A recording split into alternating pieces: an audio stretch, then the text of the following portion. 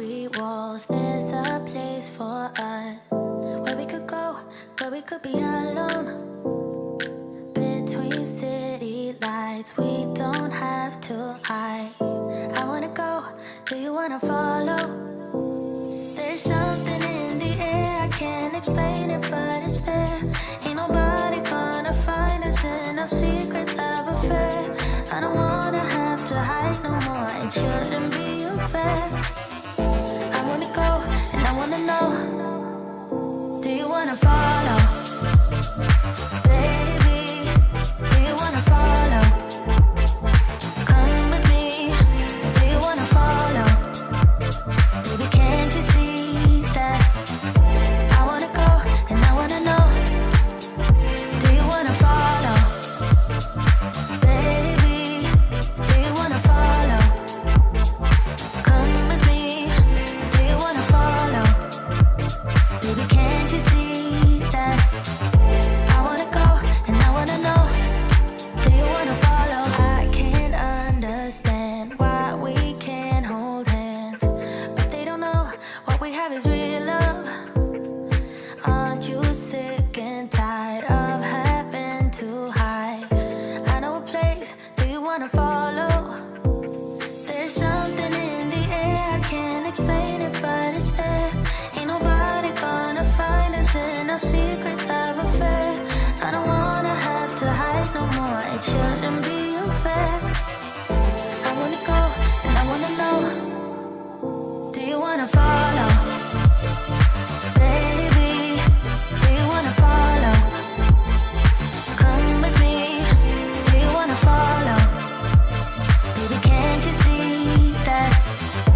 I wanna go, and I wanna know, do you wanna follow?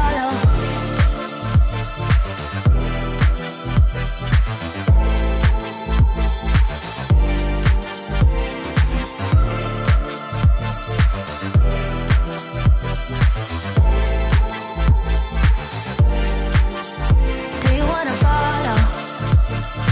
Baby, do you wanna follow? Come with me, do you wanna follow? Baby, can't you see that? I wanna go, and I wanna know, do you wanna follow?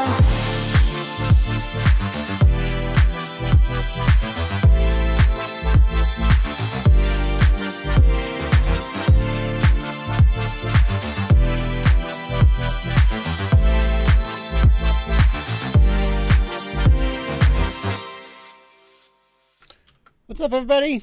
I am Joshua Bardwell, and are you going to learn anything today? I don't know. Maybe. You might. Hello, everybody. It's Sunday afternoon. It is 1 p.m., and it is time for my Q&A live stream. Hello, everybody. What are we going to start with? I continue to improve my cold, and it was a cold. I'm pretty sure it was a cold. My cold continues to improve. My cough is better. My voice is better. How y'all doing out there? You staying safe? You staying in? Everybody come inside, watch the live stream. We'll do our social distancing together. Everybody got your masks on? You can't get coronavirus over a live stream, folks. Nightbot is in the chat. For you guys who are watching, for you guys who are listening to this on a podcast, Nightbot, you can't see Nightbot. Nightbot's in the chat, but Nightbot does not have any actual power.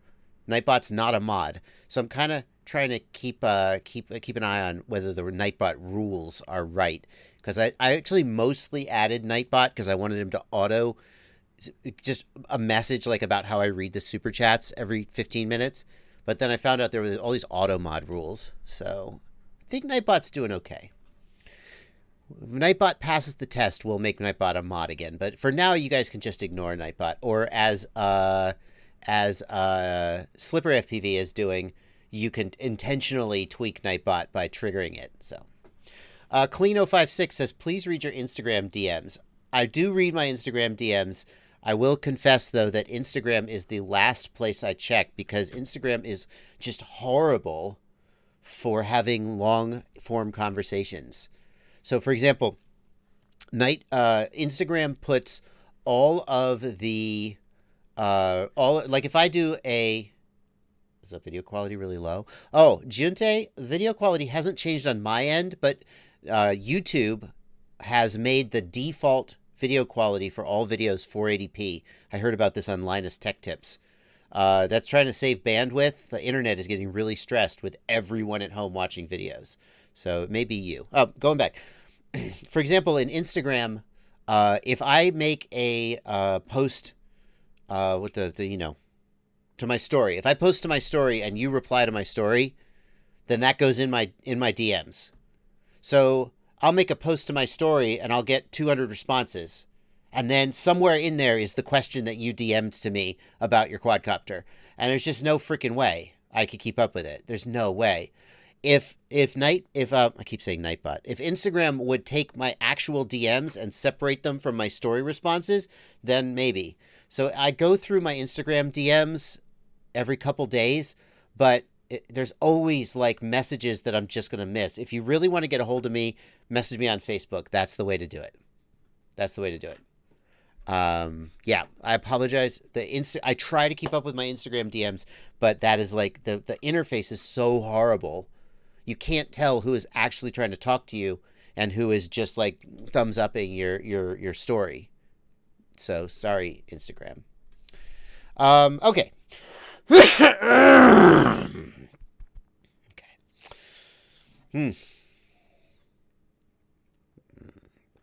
You can also email. Yeah. Wi-Fi is okay in Afghanistan, says Adam McDevitt. Yeah, okay. Pardon me. Yes, I'm all right. I had a cold. I'm 99% sure it was just a cold. Because of, just because I'm sure. Can't be sure. Can't be 100% sure until tests are available. I'm 99% sure it was just a cold, though. And it just always takes me forever to get all the way over a cold. So that's all that's happening. I would love it if it had been coronavirus, because then I would stop worrying about getting it. I would still do my responsible part to not spread it. But if I knew that 4 weeks ago I had coronavirus and I got over it, then I could. But right now I'm sanitizing everything. Anyway, yes, I am quarantining. Jake Kisel, everybody, I'm pretty sure everybody should be locking it down these days. Get tested, Josh. Yeah, how, Tommy? Let me just go to the hospital and ask for a coronavirus test. They can't. It's not available, dude. It's not available. Everybody, I went on social media and I said, I'm sick. I'm pretty sure it's not coronavirus. And some people were like, you should get tested. It's not responsible of you. You need to, don't just assume. And I'm like, the tests are not available, people. It's not possible for me to get tested. Give me a break. Okay. Omid Mohajirani, it's proved that corona can come back. That's very, very questionable, Omid. All of the experts that I've talked to, and we're not going to turn this into the coronavirus live stream, I know, but I just have to. All of the experts say that it's very unlikely that once you recover that you could get infected again, at least for a couple years. There have been a few cases where people tested negative and then tested positive, but it probably is just that the negative test was wrong. Okay. Moving on from the coronavirus. I want to show you guys this. Before we get to the questions, I want to show you guys this. Are you ready? There's no sound. Let me make sure the sound is off. This is just DVR. I want you to look in the center of the screen. It's kind of mangled, especially if you're watching in 480p. This is the GPS sats and the GPS speed. I want you to watch this. I queued it up. I should take off any second now. Any second now. Yeah, any second now. Really? There we go. Okay. I'm going to show you guys this quadcopter in a minute. Somebody sent me this quadcopter to try out. Watch the GPS speed. Are you watching? That's kilometers per hour. Ready? Did you see 221 kilometers per hour? You didn't, because it's actually under Part 107, it's not legal to exceed 100 miles an hour. And 120 kilometers an hour is 140 miles an hour. So I should. This was a recreational operation at the time that I did it. 221. Oh, wow. The second run was also 221 kilometers per hour. That's fascinating. So this quadcopter is 2,700 kV motors on 6S. 6S, 2,700 kV. And and now I'm just going to freestyle it a little bit and see how it feels. It feels amazing. 140 mile an hour top speed. And that's not even with a high volt battery. With a high volt battery, it would go even faster. Kasiba says he saw 236 for a short moment. How many is that in miles per hour, Kasiba? Will you do the conversion for us? The guy who sent this to me, he said that his top speed, I think he said 160 was the best run he ever had. And he wanted me to try it out, and he literally sent it in the mail. I'll show you the build in just a second. Yeah, 1750, maybe 1900 kV is normal for 6S. 2700 kV is high for 4S. I mean, just building a quad that doesn't just fall out of the sky and light on fire, 2700 kV 6S is impressive. So I'm going to be doing a video about this quad, but I thought I would start the live stream just by showing you guys. It's pretty amazing how it just flies really nice the rest of the time. I mean, I don't recommend this. The guy who sent it to me, he told me some things about it. I said, how are you doing this without it just lighting on fire and falling out of the sky? And he said, well, the ESCs don't last very long. The props are APC 2-blade props. They're ideal for top speed runs. The guy who sent this to me included him in the box. I keep saying the guy who sent this to me. I don't know who this guy is. I'll talk more about that in the video. This is a little bit of a mystery. But what's the hover point? I think the hover, I didn't have the throttle in the OSD. I didn't set that up. The hover point didn't feel like insanely low. It was pretty controllable. It might be 20%. Auron Gaming, I don't have a low stream bit rate. YouTube is lowering the bit rate of all of their streams. You can go down in the lower right and change it from 480p to 1080 and it should be fine.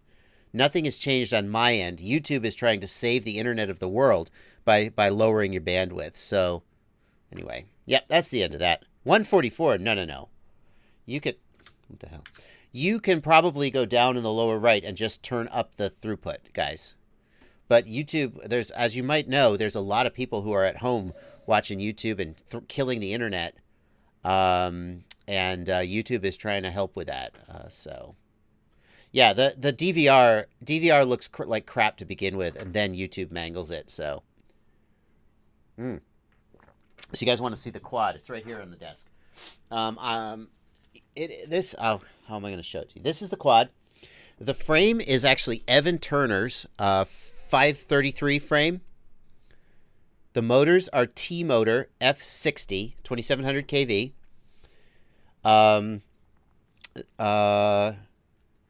Let's see.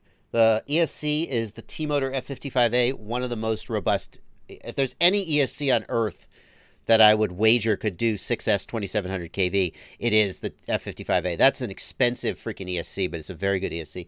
And the flight controller is the Lumineer Lux F7. This is the quad. So I'm going to be doing a video about this. It's insane. It is a GPS. The GPS on top is it's because this is built for speed runs, and the GPS on top is to give you speed. Yeah. How much does it weigh? I didn't put it on a scale, so I couldn't say. Probably should put that in the video. Unfortunately, we will not be able to hear the sound of it, Dharman Sikrata, because I only have DVR. I have a microphone on myself, a lavalier mic. Maybe I should put a mic in the field just so you can hear it. Yeah. Anyway, yeah, these bi-blades, this will fly on tri-blades, but these bi-blades are made for speed runs, for top speed. So, it definitely did not go 140 miles an hour, because you can't break 100 miles an hour under Part 107. But, yeah, that didn't happen.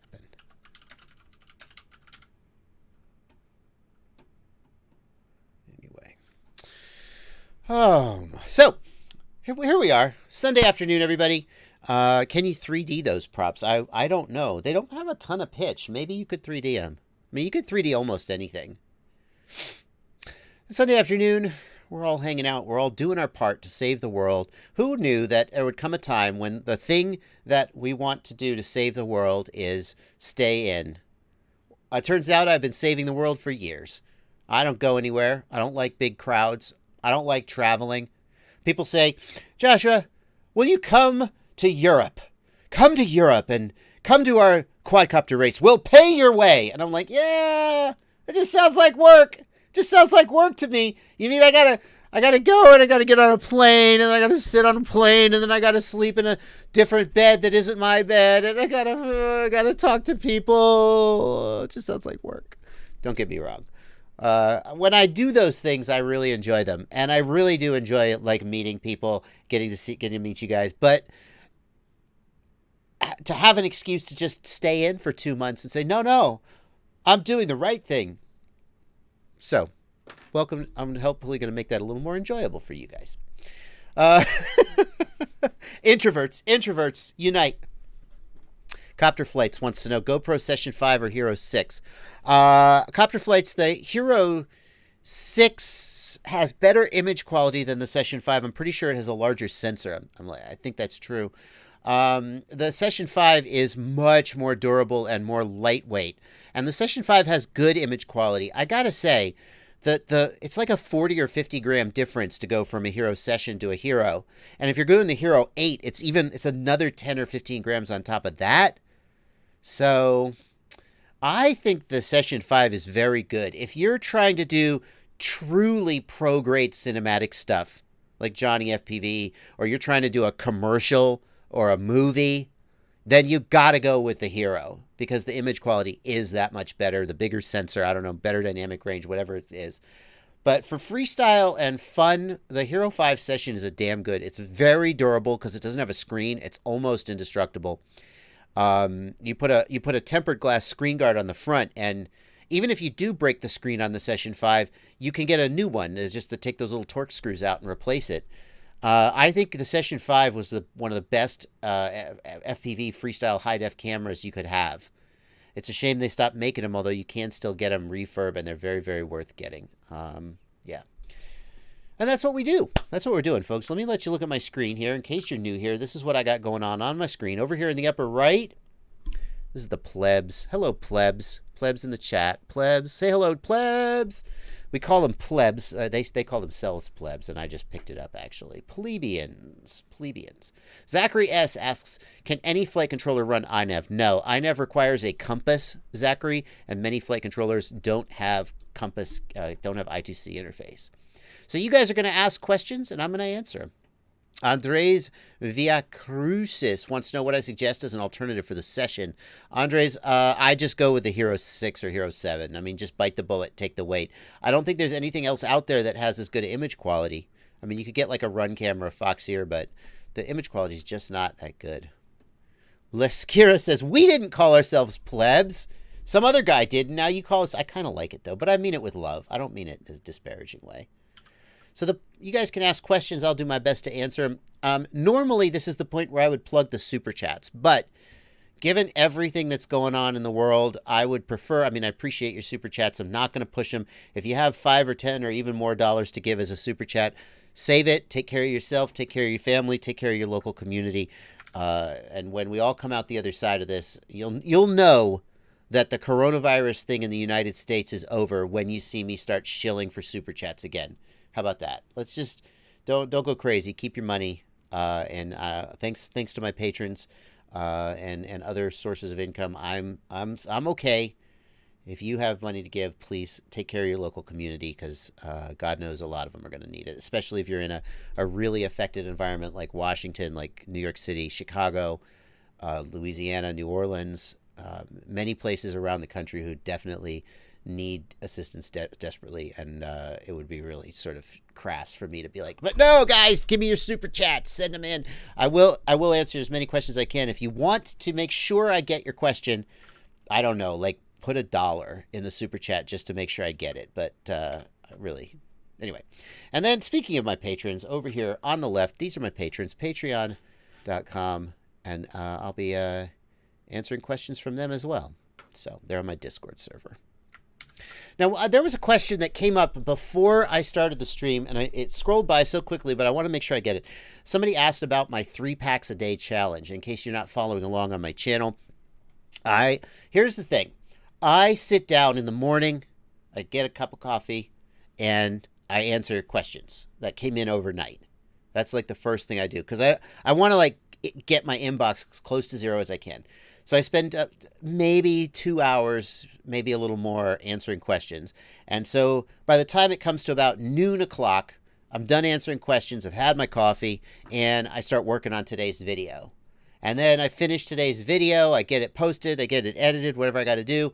And then what am I going to do next? And now it's dark. And there are so many days that go by. People say, man, you must fly so much. And I'm like, not really.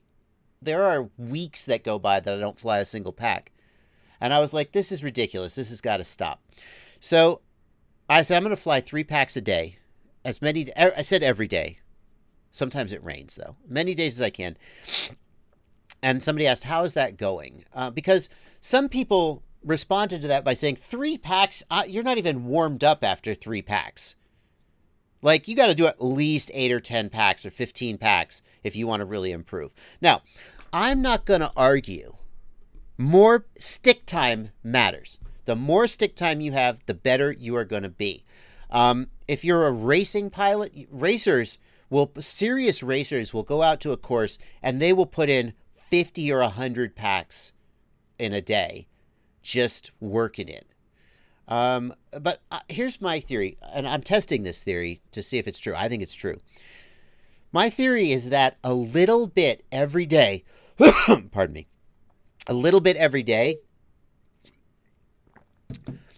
is like 100 times better. Well, it's way better than nothing, first of all, right? If your standard is that you don't fly at all for a week, getting just a couple packs in every day will do good. But I have another theory, and that is that consistently getting in just a few packs a day helps you more than like getting 50 packs on Saturday and nothing the rest of the week. That's going to be tougher to test. I can't really like A/B that. But my theory is that you fly and your skills go up, and then you get rusty the longer you don't fly, and then your skills go up, and you do better kind of going doom, doom, doom, doom, a little bit every day. That's my theory. So the 3 packs a day challenge, I feel like it's going well. I feel like my skills are improving. Would they be improving more if I was flying more? Yes, absolutely. No question. But I feel like it's still way better than not doing anything at all. The actual question though was, how do you like learn in a structured way? And that's a very good question, because repetition, what's the adage? There's an adage about musical instruments that just because you're practicing and playing the music instrument doesn't mean you're improving and doesn't mean you're practicing with intent. You need to practice with intent. Simply going, and this is what I do, and this is what I'm trying not to do, simply going out and doing the same stuff you always do is not going to make you a better pilot. And this is a rut that I've gotten into. I go out, and when I do fly, I have fun, I try to make a good flight, but I don't sit down and push myself to improve. And that's what I'm doing here, right? Budget FPV says scales. Yeah, you have to work in a structured way, and you have to focus on things that you are bad at that you want to get better at. So, for example, I've been working on my 3 packs a day at low to the ground proximity moves, like a juicy flick, or like that move Vanover, like the Vanny roll as they call it. Moves where you're close to the ground and having to be more precise while not necessarily moving forward. That's something I've been okay at flying straight and hitting gaps, but like juicy style moves I haven't been good at, and I've been just trying to work them, and I feel like I'm getting better. So anyway, that's the 3 packs a day. I strongly feel that consistent stick time makes you a better pilot. More stick time is better, But it's better to get a couple packs or 3 packs or 5 packs a day than to get 50 packs on Saturday and none for the rest of the week. Maybe not. We'll see. And sim time counts too. Parker Boy says, is it better for me to wire the Cadix Vista to 9 volt or to VBAT? Cadix Vista can take up to 6S. I would run it off of VBAT. I wouldn't take a chance that the 9 volt regulator is going to crap out on you. So, Zachary S. asks, can you get a separate GPS module with a compass to make it run on iNav? Yes, Zachary. So iNav requires a GPS. I actually have one right here somewhere. I brought it down. Where did that stuff go? Oh, it's over there. You need a GPS module with compass, but the problem is the flight controller needs to have the I2C interface broken out. That is the SDA and SCL pads. The SDA SCL pads are the name of the protocol they implement is called it's I squared C, but I hate I squared C is such a stupid name. Who wants to say I squared C? You just say I2C. Come on, give me a break. I know I sound like a noob, but who wants to say I squared C? So anyway, they break out the I squared C interface, and if the flight controller doesn't have SDA SCL broken out, then you probably can't use a compass at all. Which means the flight controller can't be supported. So if you want to know what flight controllers support iNav, just do a search for, it's in my search history, in fact, iNav supported boards. And here's the list of boards supported by iNav. And you can just go there. Any iNav board can run Betaflight. But most Betaflight boards can't run iNav. So. Johnny FPV, Jonni, not Johnny FPV, the Johnny FPV. Johnny FPV says, can you get more latency when using PAL versus NTSC? Johnny, the PAL and NTSC standard themselves, neither one inherently has more latency, but some goggles, the way they do the image processing, you'll have more latency on PAL versus NTSC. One that comes to mind is the Eachine EV300D, which famously had big latency problems. Then they put an updated firmware, and the firmware fixed the latency. It fixed the latency for NTSC, but not PAL or vice versa. So there can be a latency difference. It's not inherent to the image NTSC versus PAL to the standard, but it's in the image handling, the image processing may be different. Squishy7 says, it's often recommended for iNav quads to forgo the compass and just use GPS heading.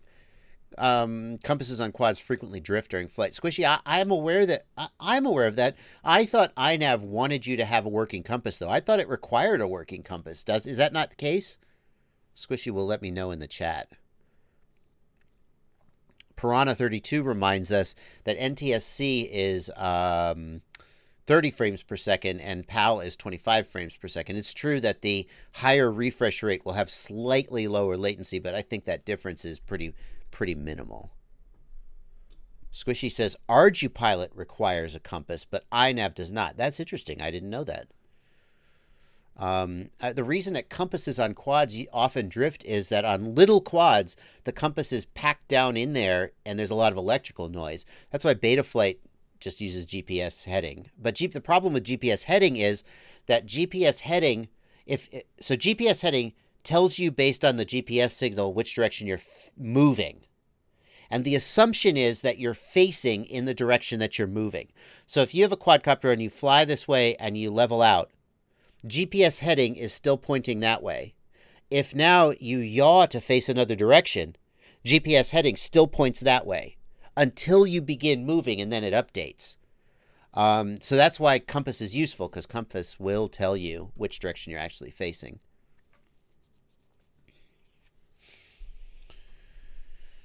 Pavel Bukowski is here. Pavel, there's almost nobody in the world who knows more about iNav than Pavel Bukowski.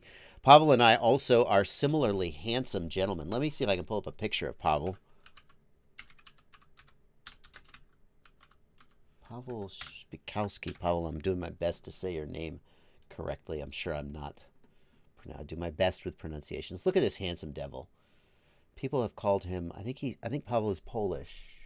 They've called him the Polish Joshua Bardwell, which I take as a compliment. I don't know if he does. Let's see if he's here. There he is.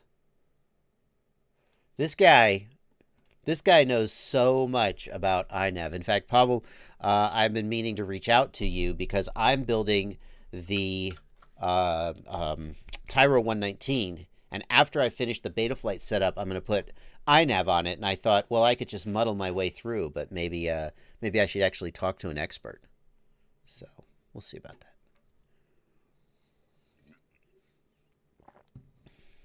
I see. So what people are telling me is iNav will let you fly without a compass, but basically just in acro mode. If you actually want to use flight modes like GPS loiter or return home, or I don't know, if you actually want to use flight modes, you need a compass. I got it. Copter flights. Well, Pavel, I am happy to have you in the live stream. And in fact, if anybody wants to ask iNav questions in the chat, I'll put Pavel on the spot. He can just bail whenever he wants. But since he's in the live stream, if you want to ask iNav questions in the chat, I'm sure he'd be happy to do his best to answer them. Or maybe he's really annoyed right now for me for putting him on the spot. But I'm very glad to have you, Pavel. Elias Burrill says, what's iNav? So Betaflight is firmware that runs on your flight controller, right? Well, iNav is a different firmware that runs on your flight controller, and it is optimized for autonomous flight. So Betaflight doesn't really do like return to home. It kind of does, but it's not really. It doesn't do GPS loiter at all. It doesn't do auto landing. iNav is designed for autonomous flight, and that's what it's good at. So let's see here. There was another question I wanted to get. Dave Clemens is out. Dave Clemens can't get his noob questions answered. Dave, there are a lot of questions go by, Dave. I love noobs, and I answer noob questions all day long, Dave. Don't be mad. There's too many people here to answer every question. Feel free to email me or message me on Facebook if I can't get to you during the live stream. Don't be mad. No lead to outdoors, Dave Clemens. What did Dave Clemens want to know so badly that he bailed? Dave Clemens, where is your question? I don't see your question. At least it didn't spam. Ready to fly FPV drone for a noob. That was Dave Clemens' question. Here we go. Here's Dave right here. Dave asks, I guess he thought that by putting it in all caps, it would be more likely that I would see it. Ready to fly FPV drone for a noob. Dave Clemens would like to know. Dave, I think the Emax Tiny Hawk RTF kit is a great starter kit for a total noob. It comes with everything you need to need. The Emax Tiny Hawk. I'm on the wrong screen. There we go. The Emax Tiny Hawk is a great quadcopter. You'll keep flying it for years, potentially, unless you destroy it. The goggles you will keep. You probably outgrow the goggles, but they're decent. The controller you'll definitely outgrow, but overall, Emax, it's just a great way to get into quads. So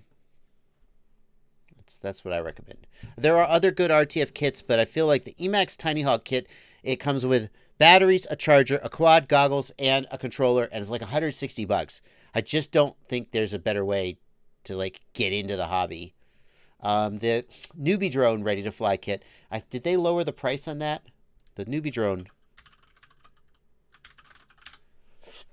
Yeah, see, here's the thing. The newbie drone kit, I want to be such a big fan of this, but it's $200. And with the Emax kit coming in at $160, I just don't see that this is $40 better. It's good. I just can't. Newbie Drone keeps trying to convince me that it's $40 better. They're like, yeah, but the controller, it works with the controller you can plug into the simulator. And I'm like, Anyway. Dave is gone, by the way. He bailed. He didn't hear the answer to his question, but at least I can feel good about having answered it.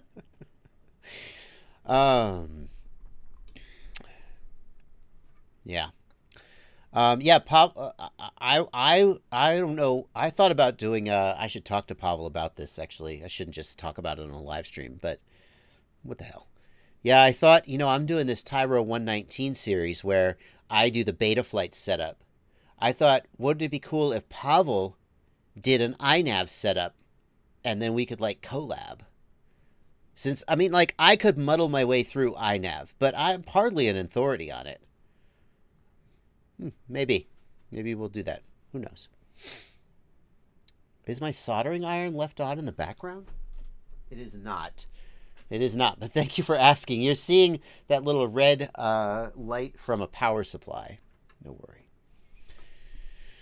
You can use Tiny Hawk Ready to Fly on a sim. You have to use the Betaflight flight controller function, and it doesn't really work for it's difficult for some people. Okay. Flacky in the Discord says, my DJI Air unit. Let me get some Discord questions, and I'll get the super chats. We're a half hour into the stream. I haven't read a single super chat. Terrible YouTube. Bad YouTuber. Bad YouTuber. Flacky in the Discord says, DJI Air unit cut out twice. Froze, then rebooted. Is this a thing? Flacky, when the DJI Air unit freezes or reboots, it means that your power supply is insufficient. Usually what that means is you're running it off at like a 9-volt regulator, and the regulator isn't up to the load. Every single case I've heard of where the air unit is cutting out, somebody's trying to run it off of like a 9-volt 1-amp regulator or something, and it's just not enough. 1200 milliwatts will consume more power. So if you were right on the edge at 700 milliwatts and you go to 1200 milliwatts, that could do it. So Flacky, I would ask you, what regulator are you running it off of? Or if you're running it off of VBAT, that's different. Yeah. In My Pajamas wants to know, do the sales on DJI goggles indicate a V2 coming to you, or are these sales normal? In My Pajamas, I think that the reason you've seen DJI goggles on sale is that DJI, this is pure speculation, by the way. Sometimes when I say things, it's because I have like insider knowledge and I'm like trying to drop breadcrumbs. This is pure speculation, so don't read it as anything more than that. I think that DJI expected the FPV market to be bigger than it was. I think that starts to explain why. Because the question is, why did they put zillions of dollars into developing the goggles at all? Like, what's their secret plan? Because I've said this. Their plan they're never going to recoup their R&D just by selling goggles to FPV pilots. So they got to have some other plan. Well, I think that maybe they got a little bit surprised and they're trying to like move some inventory. As far as DJI goggles being updated, what I have always said is that if you look at every other DJI product, it's on about an 18-month life cycle. So I think it's safe to assume that DJI goggles, the FPV goggles, are going to be the same. And that would put the next update around the February-March 2021 timeframe. I haven't seen any indication that anything new is coming earlier than that.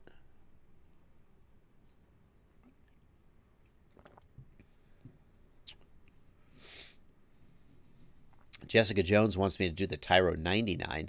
Jessica, I probably won't do another Tyro build series immediately after doing this one.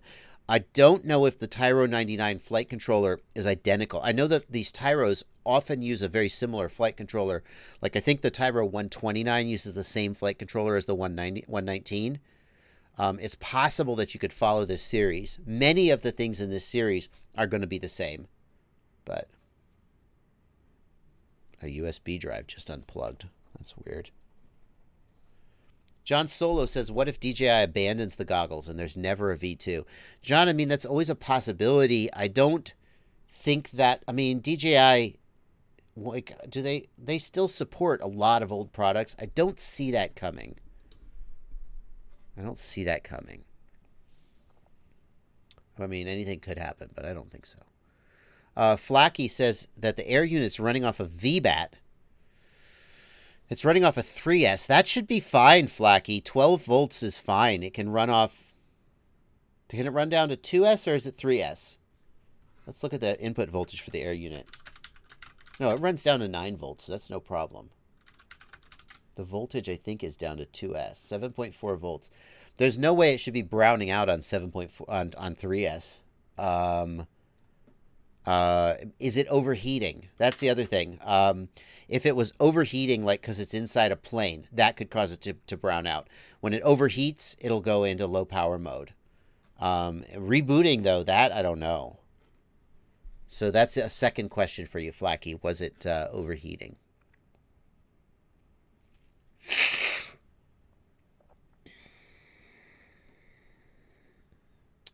Let's get these super chats out of the way real quick.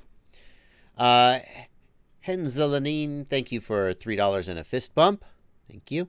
Quad Life, thank you for $5. Should I do the Crossfire stealth mod on my X-Lite or wait for the Tango 2? The thing is, the Tango 2 does not support 2.4 gigahertz. Maybe there's a way that you could like shoehorn a 2.4 gig multi-protocol module in there. You would need to have software support for it. And I don't know that anybody has released software support for it. So I think if you want 2.4 gig and Crossfire, you got to do the stealth mod on the X-Lite. That's the only way to get it. The Tango 2 is a damn good radio. I just wish it had 2.4 gig support.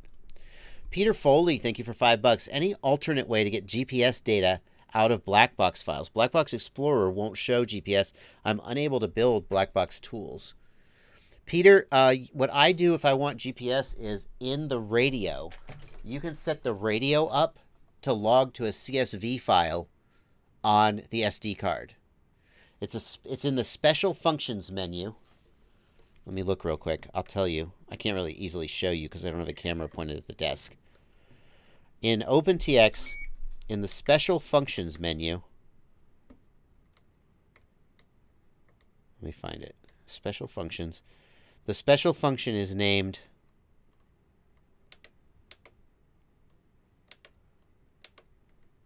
hang on. Oh, come on. Where is it?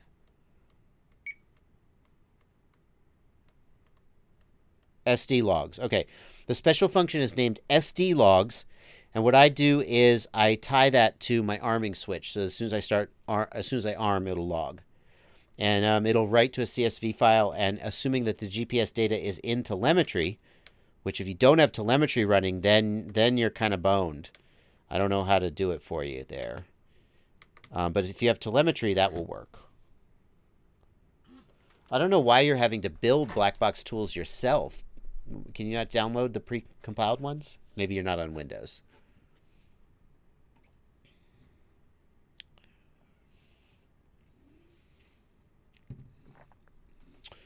Henzeline, thank you for $3 in the super chat. Vladimir Kovalenko, thank you for $5. I upgraded my T16 to OpenTX 235, but the option backup radio to file is not available. I used the save as option. Is that the same? Vladimir, I do remember this happening to me, that the backup radio option is not available for all radios. What I don't understand what that option does anyway. Like, what I do is I read models and settings and then save that to a .otx file. And that's all my models there. There may be some radio-specific settings. I think you could even store the radio hardware settings in the model. Hang on a second. I'm starting up OpenTX Companion here. 1 second.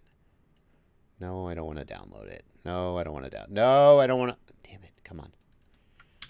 So what I do is I do read-write, read models and settings from radio, and then it reads them to an OTX file. Here's my OTX file pops up, and then I just do file, save as, and there's an option here, edit radio settings. Yeah, so there's an option here. You can't even see it, I'm afraid. Yeah, there's an option right here, though. Store Calib and hardware settings in selected profile. Or retrieve Calib and hardware settings from profile. So it's talking here about this profile settings, radio profiles. So your hardware settings are stored in this radio profile, and then you can retrieve them into this OTX file if you like.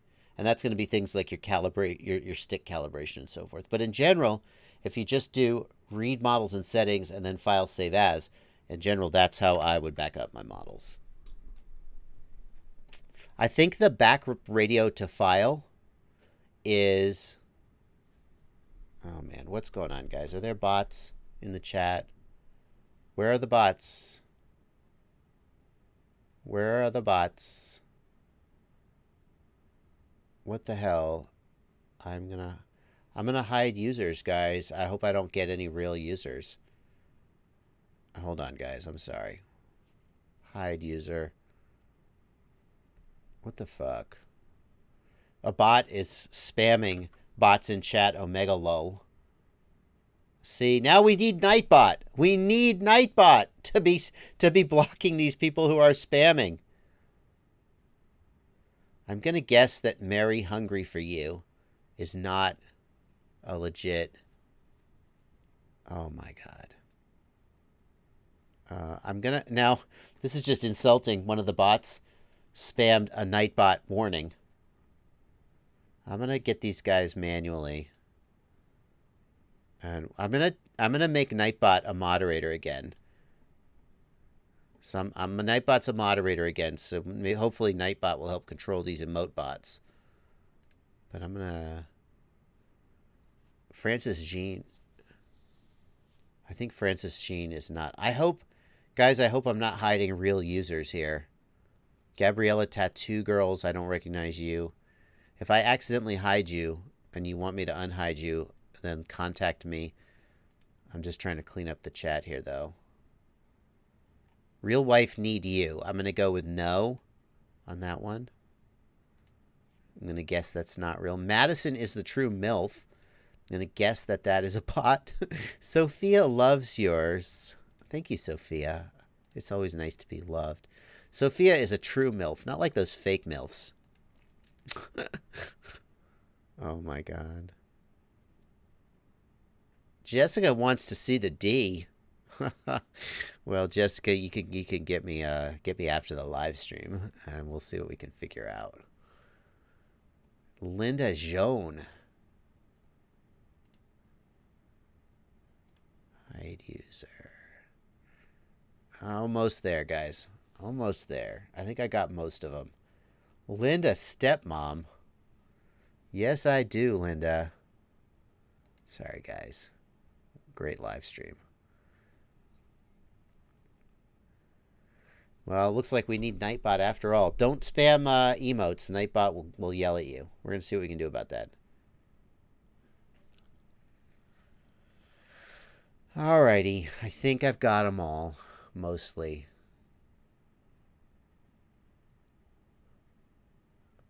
I think I've mostly got them all, guys. Sorry about that. It's a sign of my success.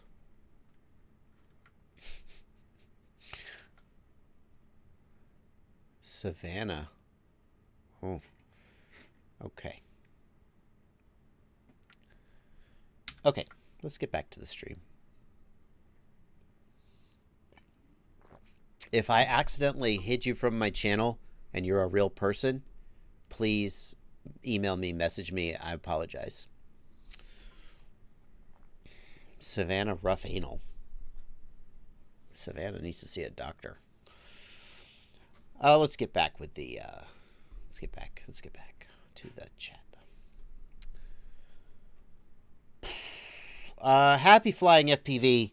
Love your username, Happy Flying. Jessica Jonas says, "Don't block me, Baldy." All right, Jessica, just for once. No. What's that? Happy Flying FPV says, "I have minor vibrations while I cruise forward. I want to use the sliders on Betaflight. What should I do?" Happy Flying, if you have minor vibrations in forward cruise, try disabling D-min. That is a thing that sometimes causes that.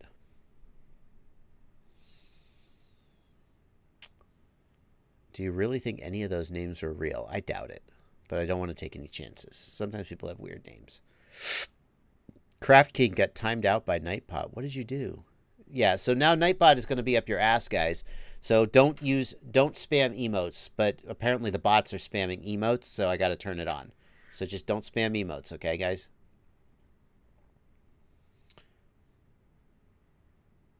Let's see here. I'm trying to, yeah. I think I got almost all of them, guys.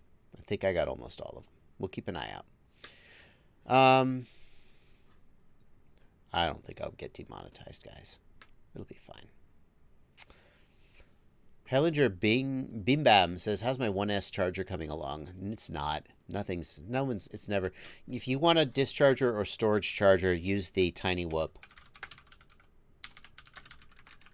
Here's what you should use. This is, my product is never going to get made. I've just given up. I mean, I haven't, but I kind of have. I'm discouraged. This is what you want. It's sold out at the moment. You plug this in, it puts your 1S batteries in storage mode. It just discharges, it doesn't charge, but that's kind of cool. It's $3, so buy, you know, 4 or 5 and you'll be all right.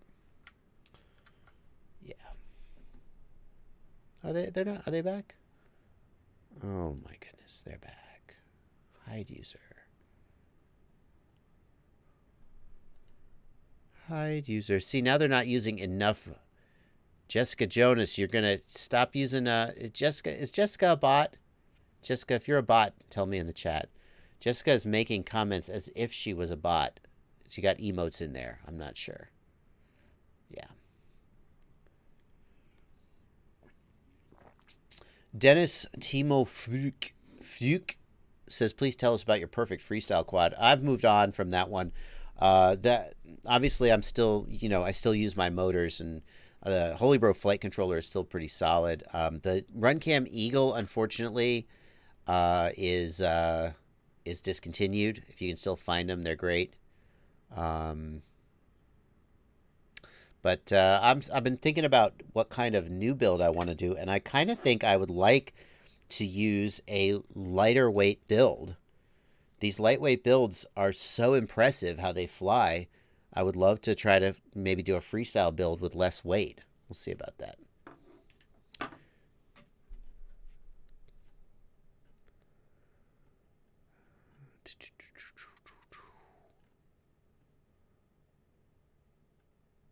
Let's see.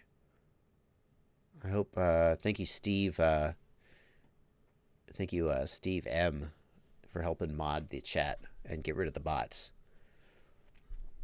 Mr. Shady, have you tried EmuFlight and JESC 48K on the 19,000 kV Mobula 6? Would you still recommend it over the 25,000 kV? Mr. Shady, I have not tried it on the 19,000 kV.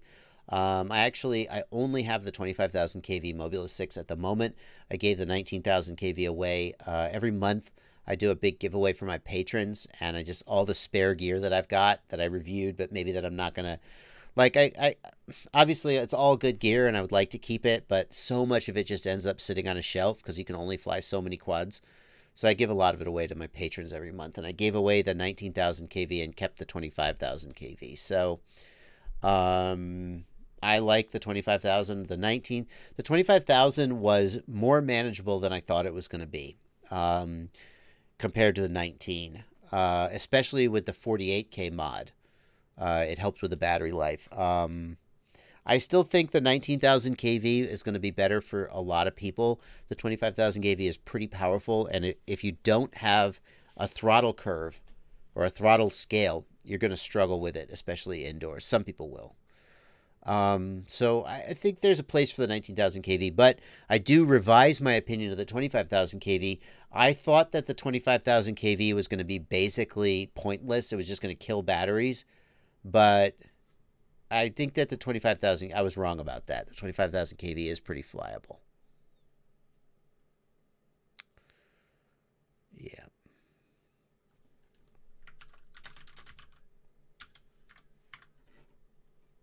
Let's see here.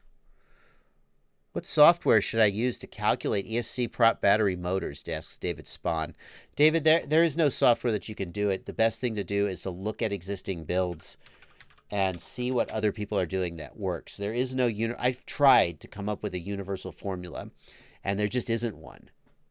Because every formula I came up with, I would go look at actual quads that people were flying, and like, if the formula was just right for 5-inch, then it was wrong for 2-inch. And I couldn't figure out a formula that just seemed to be consistent and work. And even if you look at toothpicks.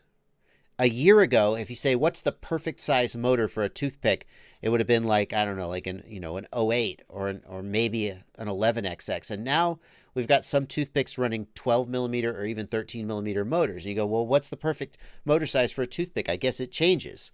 So the best thing to do is to look at what other people are doing and emulate them. And that's why I created this spreadsheet. This spreadsheet, I'll paste the link in the chat. This spreadsheet has a whole bunch of motor and prop combo, motor battery prop combos. And it kind of help you start to get in the ballpark of what size motor, battery, and prop to go with. There's no ESCs on here because in general, the ESC is never the limiting factor. For example, on a 5-inch quad, a 30, 45, 50 amp ESC kind of doesn't matter because the battery is going to be the limiting factor. A 30 amp ESC is going to be good to up to 120 amps. 4 motors, 4 times 30, 120 amps. Very few batteries are going to deliver 120 amps. And very few, unless you're drag racing and you just go full throttle, blah, very seldom going to pull up more than 120 amps. So in general, get like a half decent ESC for a 5-inch, like a 35 amp or higher, and you're just fine. You just don't even really need to think after that point.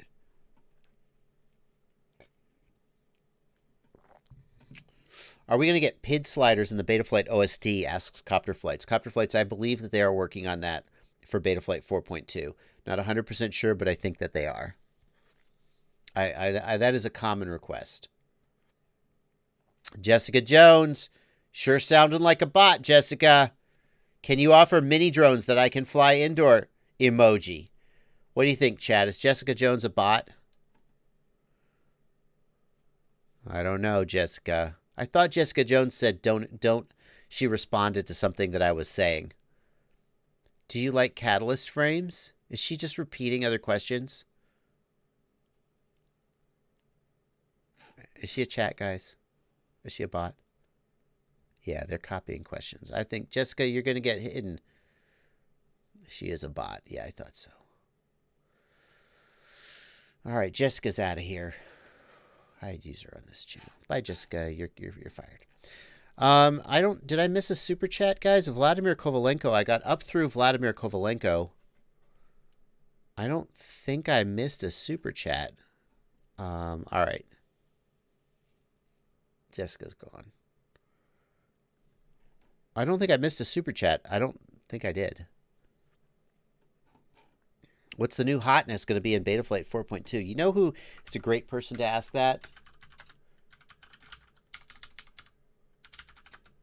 I believe Mark Spatz is even in the chat. Mark Spatz, UAV Tech, has an overview of what's new in Betaflight 4.2. I'm going to paste that in the chat. Elias Burrell, don't shill your channel, dude. Betaflight 4.2, I think, is scheduled for the April timeframe. The date has been announced.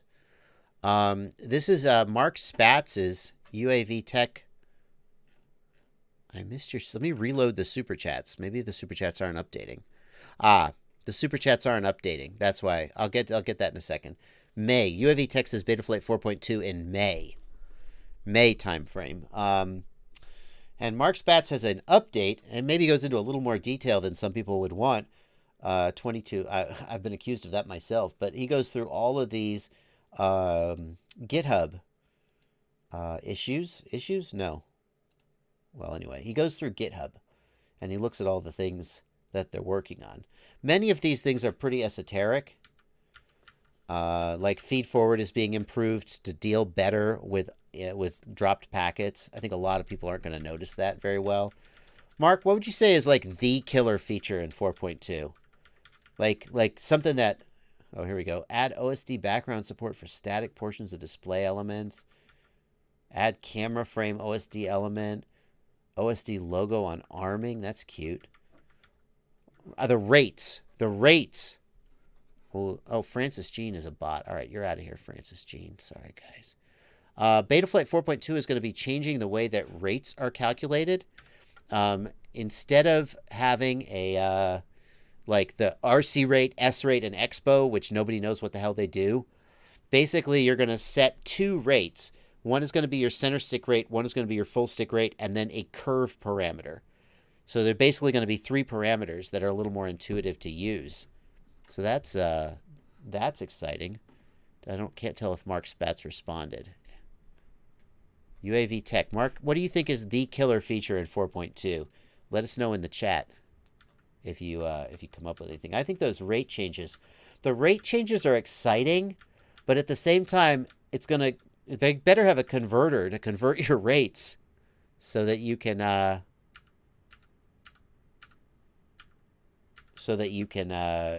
still keep your same rates.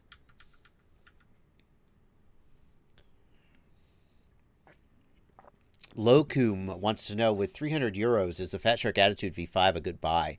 The Attitude V5 is the cheapest OLED screen you can get. It looks really good. The fact that it is 1610 resolution instead of 16:9 annoys me because it doesn't just squish the image, it chops off the top and bottom of the 4:3 image. So that bugs me. It bugs me. I feel like at 300 euros, if you want that OLED screen, the Attitude V5 is the choice. But the SkyZone Sky 030, which comes in closer to $400, so it's it's more expensive. I feel like that's a better all-around goggle. So, Steve, the thing about the bot is they are asking legit questions, but they're putting these little. It's always a female name, and there's always some little heart emoji or kisses emoji after it. To me, that's the tip off that it's a bot. Mark Spatz says battery throttle boost is one thing. Yeah, that's interesting. Betaflight 4.2, they're working on a thing called battery throttle boost. The idea being that the throttle curve will be dynamically adjusted based on the battery level so that you can't feel voltage sag at all. Am I right? Oh, ouch. But that's actually the goal. You know how the quad is like super sharp when the battery's fully charged, and then you get some sag and the throttle gets a little mushy? Well, battery throttle boost is designed to deal with that. That's interesting. Nick Schwartz in the Discord wants to know, can you overclock a flight controller? Yeah, Nick, the flight controllers support overclocking. You can do it in the CLI. There's an overclock parameter there. 007 wants to know if my old PID guide is still valid with RPM filtering. 007, RPM filtering doesn't change the old PID tuning guide, but the main things that change the PID tuning guide would be things like iTerm relax and D-min. So iTerm relax and D-min make the I gain and the D gain effectively dynamic. And it means that, for example, you can run way higher I gain than you could have before with like no bounce back. So those are the main things that change it. The PID tuning has gotten a lot different. And to be honest with you, I don't feel as motivated to put out a PID tuning guide because the default PIDs fly so freaking well. And the old advice about how to tune is it's not as simple as it was. That's the way it feels to me. For example, it used to be that you would raise P gain until you started seeing ringing oscillation, and then you would raise D gain. And the goal was to have the highest P gain possible. And so you find that threshold, and that's where you want to be. That's just not true anymore. Especially with feed forward affecting stick feel now, you don't need ultra high P gain, and it can bring out problems. PID tuning has gotten so much more complicated that in many ways the right way to PID like I've put out a PID tuning guide where actually what I say is work your filters first, get your filters good, and then the quad just kind of flies great. I like a lot of my quads, I don't even touch the P and the D gain because once you get the filters dialed in, it just flies fine. There are a couple other little things I've talked about, like iTerm relax threshold, which changed the stick feel. But like the reason I made that PID tuning guide was because I wanted to express how to tune a quad. And these days, so often you kind of don't have to tune a quad. You just fly the defaults, and that's just not where it's exciting for me to kind of be putting my attention. Ricardo Ruchman wants to know if people still use individual ESCs or are 4-in-1s the best option. Most people are using 4-in-1s, I think. Let me clear up a couple more super chats here. 99 cents from Captain Sobchak, but no question. Sorry about that, Captain Sobchak. Nux Novak, thank you for $20. Thank you. You've helped me immensely in my journey into FPV. Thank you. Thank you, Nux. Ibiza by Air, here is your super chat. Sorry I missed it, dude. The super chat window wasn't updating. I don't know why. Ibiza by Air, thank you for €5. Diatone Taycan with RXSR, no inputs appear in Betaflight. X9 light binded, green light and blue light on, telemetry works. Well, telemetry just means that you're bound.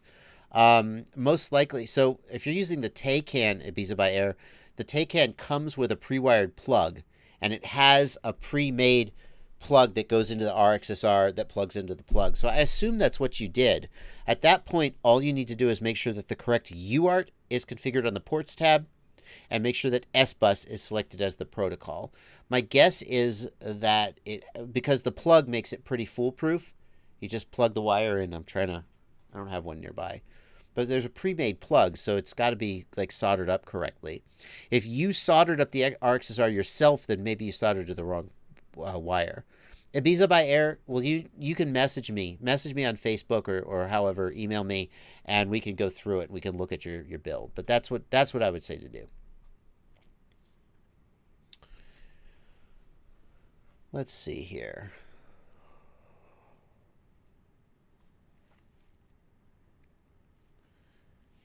When would be a good time to switch to 6S? I mean, go for it. If you want to build a 6S capable quad, but try 6S later, I mean, you could build a quad with like 2400 kV motors and then run it on 6S with a throttle limit. You can do that. Can you shorten 2.4 gig receivers and then solder them back on? Yes, but you have to know how to strip the coax cable correctly. It's not just a hard wire that you solder under the pad. How do I update Betaflight? Wow. Oh, he got modded.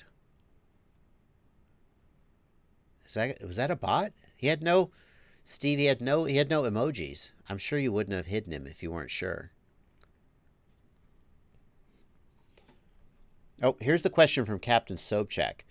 Bought the Beta FPV 20 amp V3 all-in-one, and it says it supports 12, 13, 14, 15 sized motors. Does that mean it won't support the 11 sized motors that come with the Beta FPV? I'm sure it'll be fine, dude. I'm sure that they are saying it supports 12, 13, 14, 15 motors just because they don't want you to overdo it, and they're giving you a guideline of what a 20 amp motor would be. In general, there's never a problem with having too big of an ESC. So if you're going to a smaller motor, I'm sure you'll be fine.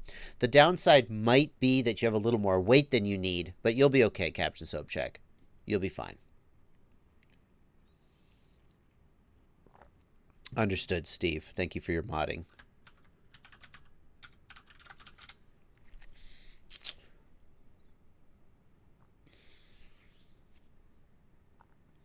Anders Martinson wants to know, glass ND filters or stick-ons? Best ND filter for general use. This is the ND filter that I think is the best. Nothing is perfect. Let me talk to you more about that in a second.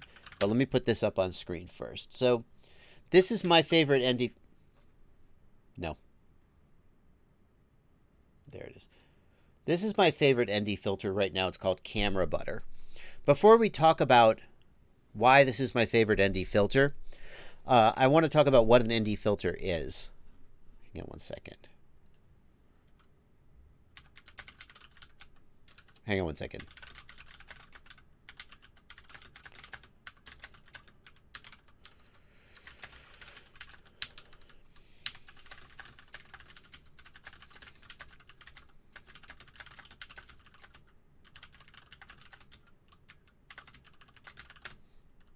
Okay, sorry guys.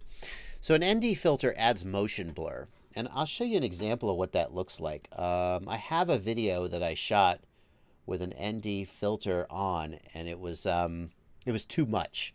So there's like a ton of motion blur. I think actually the very first day of my three pack a day challenge. Let me see what I got here. Let me find the right video. Yeah. So I want you to look. Check this out. Oh. Nope, I was already on that screen. Look how dark this... Not that. Damn it. Sorry, guys. Look how dark this is. See how dark that is? It's not actually that dark out. There is this ND filter on the screen. And you say, well, why would you want to make it darker? Well, here's why. Because when it gets darker, the shutter speed slows down. And when the shutter speed slows down, you get more motion blur. So notice right now, everything looks pretty sharp, right? But as soon as I start moving, it's going to get blurry. And in this case, it's going to get super blurry. Look how blurry this is. Just me moving it in my hand. See how it's super blurry? Let me find some flight footage for you guys real quick. I'm struggling here to find flight footage. There we go. So look how much motion blur there is here. This is too much, but it illustrates the effect of the ND filter. By forcing the shutter to open up, it makes the image blurrier. And that actually is a good thing. Not this. This is a lot. Most people wouldn't find this to be very appealing. Although it is kind of cool here. It looks like, But the great thing about that motion blur is it hides jello. And it just kind of makes everything look smoother. So an ND filter is very, very good when you're... Now, the problem there was that was a cloudy day, and I had the ND filter on. You don't need an ND filter for a cloudy day. But let me find... this one is done with an ND8 on a sunny day. And you can see there's just a... Look at this. There's just a little bit of motion blur here. Just a little bit. And it makes everything just look nicer. So that's what an ND filter is. Some people call it a jello killer. Now, there's various kinds of ND filters. There are film ND filters that are like basically window tint, and you stick them on the front. The advantage of these is that they're very cheap, okay? They just don't cost hardly anything. The disadvantage is that it's very hard to get them on without bubbles, and they don't have good optical quality because it's basically just window tint. But the big disadvantage is it's hard to get them on without bubbles. There are really good photographic quality glass filters. There are actually some called by a company called Polar Pro. Polar Pro GoPro ND filter. These are the best. These are simply the best that you can possibly buy. And as you might expect, they are so freaking... They're $100 for a set of 3. When ND6... Now, the cool thing about the Polar Pros is they literally just replace the screen protector on the GoPro. But you will break them. You will break them. And when they break, you're out $30 freaking dollars. So forget about it. There's an Ethics ND filter. Let's see. These are tempered glass ND filters. And these guys, you need your own 3D printed. Like, where's there's not a better picture. So this is just a glass, and you need a 3D printed holder to hold it in place. These are pretty good. But if you don't have that 3D printed holder, you're kind of out of luck. And so I like the camera butters. They stick onto the front using a little piece of, like, here it is. You can see a picture of it here. This little sticky adhesive. And they stick onto the front. And they cost, let's see, where's a glass filter for GoPro Hero 8? So, like an ND8, $10 for one. So, a little cheaper than the Polar Pro. Good quality optical glass. Sticks on. Doesn't require any weirdness with the 3D printed holder. The disadvantage of these is that because they're not flat up against the lens, because they have that little adhesive seal, there's like a 0.5 millimeter between this and the lens, and if you take a hit dead on, it will crack. But I feel like these are especially nice for the GoPro Hero 8 because the Polar Pro can't, the lens protector doesn't come off. Simon Saucy says Ethics does have stick-on ones as well. Those are the film ones, right, though, Simon? Those aren't glass. So that's my favorite. My favorite is the camera butter. It sticks on any camera that you want. You don't need a special GoPro holder or anything. It's a good balance of like good quality optics, but not too expensive. That's the one I like. Anders says Race Day Quads has, yeah, I think Race Day Quads has camera butter. And if you guys ever wonder how to, yeah, okay, oh wow, the Race Day Quads has them all. If you ever wonder how do the pros get that really buttery, smooth, no jello, well, the answer is that they're using ND filters. At least during sunny days, that is just mandatory for getting the best quality video. 507RC likes that camera butter is not permanent. You can swap them, etc., unlike some of the other stick-on ones. Yeah, that's true. The film kind, once you peel it off, it's trash. Yeah, anyway. All right, so ND filter. Victor says, my quad nods from time to time. You don't see it in the GoPro, but in the analog. If you don't see it in the GoPro, but you do see it in the analog, it makes me think that your analog camera is loose. See what I mean? The camera, because the GoPro isn't moving, but the analog camera is moving. Ethics R glass FPV arborist is telling us that Ethics also has stick-on glass ones. I did not know that. I didn't know that. What OneDrive plan am I subscribed for? A big one. Coz FPV says, you want to have the least amount of stuff between your sensor and the world. Boo for stick-on filters. I mean, Coz, I don't know how you're going to... First of all, if you have the GoPro 8, you have no choice but to use a stick-on filter. That's a fact. If you have a GoPro 6 or 7, you can go with the Polar Pro, and you can replace your screen protector. But at $30 a pop, many people are just not going to... You're guaranteed to break it. That's the thing. You will break it. So at $30 a pop for the Polar Pro, most people are just not going to find that economical. Slippery FPV got timed out. Maybe kill him. Maybe knock him off the channel. Yeah.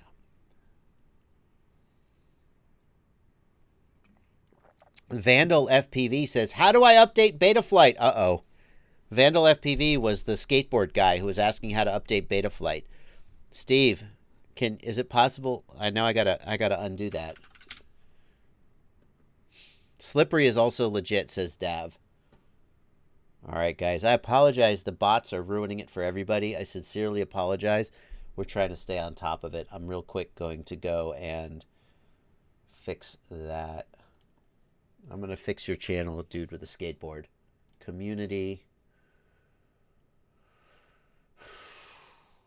Hidden users. Oh, my God. Please let them be in order.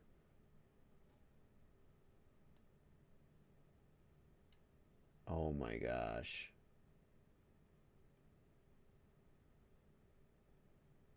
I'm looking for you, my friend.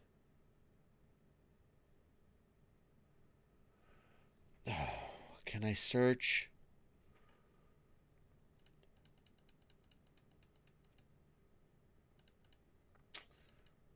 I don't see you as a hidden user, dude.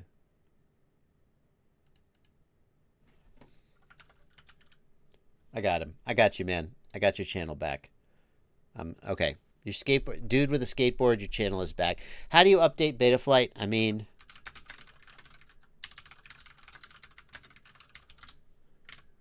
let's see. Here you go. How to flash Betaflight firmware. Boom. This is the video for you, my friend. There you go. That is the video for how to flash Betaflight. Goes through all the steps. I apologize for modding you, man. Hayden B says, my flight controller won't connect to Betaflight on one computer, but will on the other. It could be the USB cable is not... There are USB cables that are charge only, so they don't pass data. And that maybe the USB cable and maybe the drivers. You may need to install the correct drivers.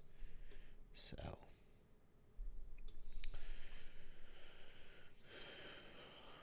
Can I put my Meteor 75 on a toothpick frame with 65mm props on 1S? What are the KV of the motors on the Meteor 75? What KV are the motors? I mean, it's a 1S, so it must be fine. Yeah, it should be fine, dude. I don't think there's that much... The KV may be slightly different because it's made for the larger props. But I think it'll probably fly. Yeah, so that's... 18. Oh, so they're 1102, 18,000 kV motors. Yeah, you can fly 65mm with that. That's no problem.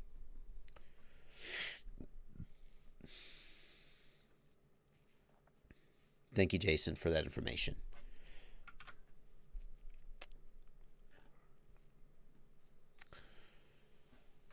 Captain Sobchak loves the HX115. Beat the crap out of it. Helped him transition to 5-inch. I also love the HX115. Michael Korazunowicz modified the DJI goggles for the analog video. Is there a way to get the DJI digital source on orcas or fat sharks over HDMI? No. Michael, that is not possible. DJI does not make it possible to get HDMI out from the goggles. You just can't do it. I wish that they did. They don't. And they have said that they're not going to. I've been in meetings, like every so often DJI will say, hey, you want to sit down with our engineers and just talk about, how's our product development going? What features would you like to see? And by the way, massive kudos to DJI. Like, I don't make a big deal out of this because I don't want to sound like I'm tooting my own horn, and I don't want to sound like I'm shilling for DJI, despite the fact that so many people accuse me of shilling for that. I'm sorry, it's a good product. I've got to be honest. But every so often, DJI just gets a couple of people from the FPV world, including me sometimes, in a room, not literally, in a phone call, and says, hey, how's everything going? How do you like our product? What would you like to see it happening? And I've said, please, can we have HDMI out from the goggles? And they've said, not in so many words. They've said, we're not going to do that. And having said that, then they'll do it, right? But as I understand it, they don't intend to do that. It does exist. There is a DJI HDMI output dongle. It does exist. They don't tend to sell it, though. They just have it for internal use. I don't know why they do that. I don't know what their game is.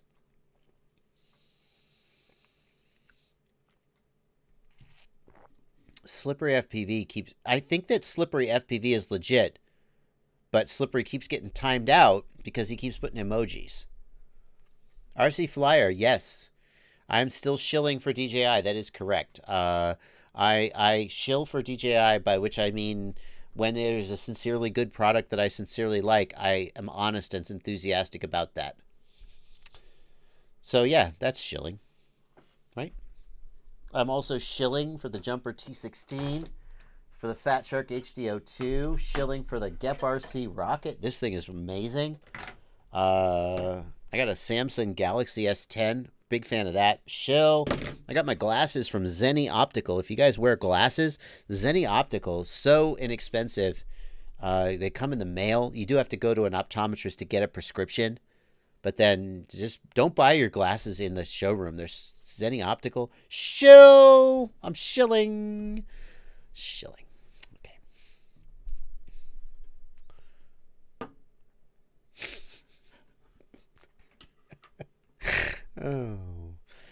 Oh, Captain Sobchak, the 12 amp board on your HX115 board. I'm so sorry, dude. That sucks, man. How much latency on DJI with analog? I don't know if anybody's done an analog latency test. It is acceptable in my experience. The latency is a little worse. We did a side by side. I did a side by side with Ladrib and Zoe FPV. Even after the firmware update fixed the latency, it's a little worse, but usable. Usable. Thomas Gallman wants to know, what toilet paper do I recommend? Hey, man, these days, if it's on the shelf, it's good enough for me, my friend. Hey, here's a little tip for you in this crazy, crazy world. You can buy industrial-sized rolls of toilet paper at, like, office supply stores. So if your local grocery store is out, maybe your local Office Max will have something. Just saying. Jance White Cummings wants to know, I lost my drone last night, found it this morning. Battery was over discharged and shows 0 volts per cell. Should I toss the battery or try to recover it? Toss it. Do not try to recover it. It will never be safe and trustworthy again. Don't F around. Do not screw around with LiPos. The LiPos are incredibly safe until you start pushing the limits. And when you start pushing the limits, you move closer and closer to disaster. And recovering one that goes to 0 volts, first of all, it'll just be shitty. So now you'll have a shitty battery that might burn your house down. Why? Don't do it. Don't do it. It's not worth it.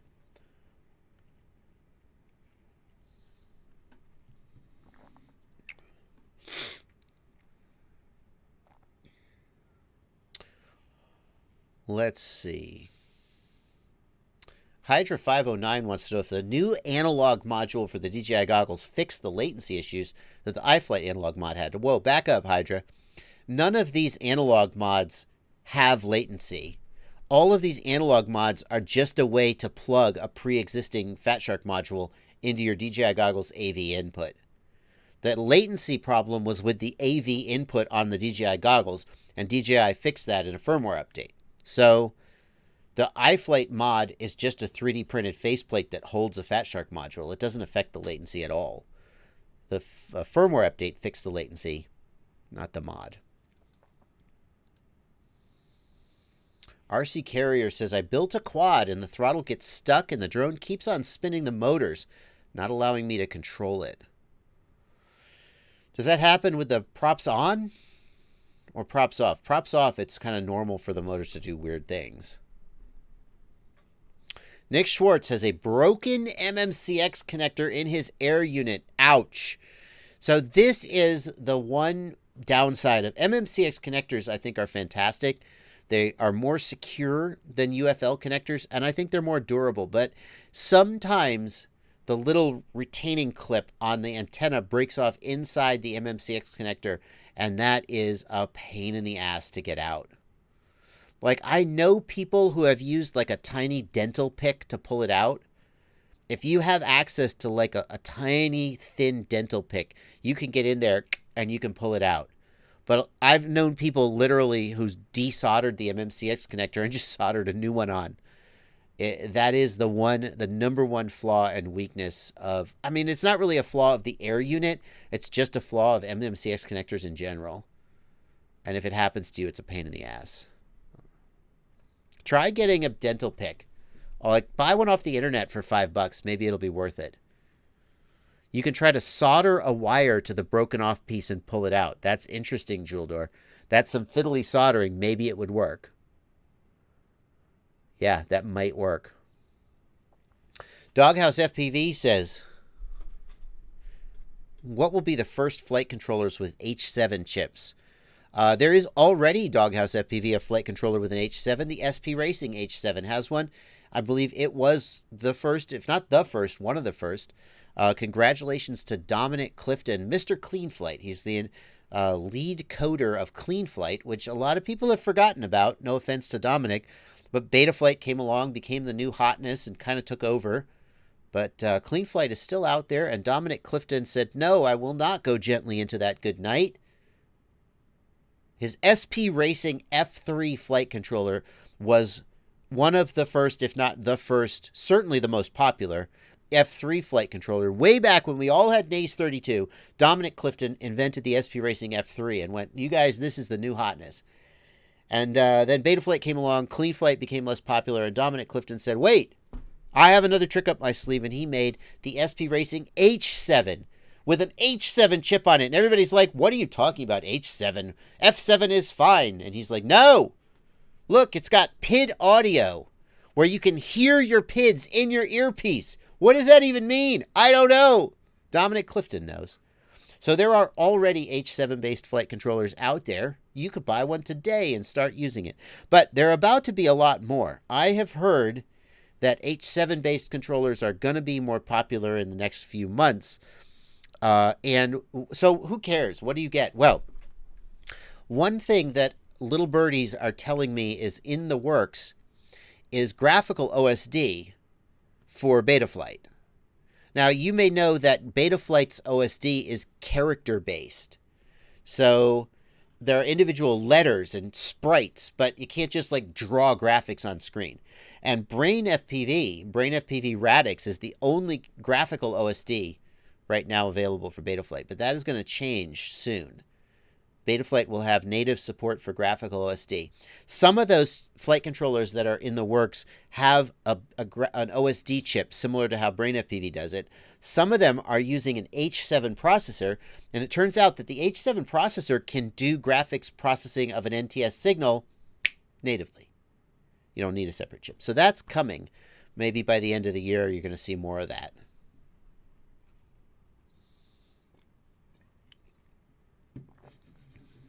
So,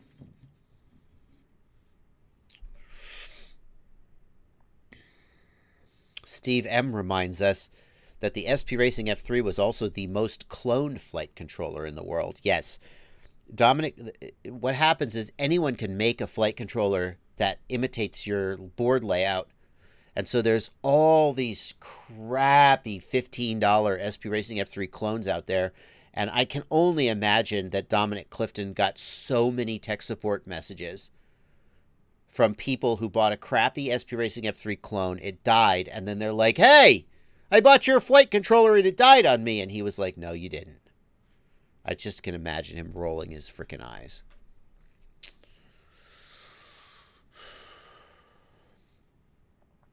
Rapenzifel. What do I need to change if I have a slight wobble on 0 throttle with no wind, especially if I look down? Make sure air mode is on, but I'm going to assume that air mode is on. You could also try raising the idle speed, your digital idle percent, just a little bit. And I suppose you could raise eye gain in that order.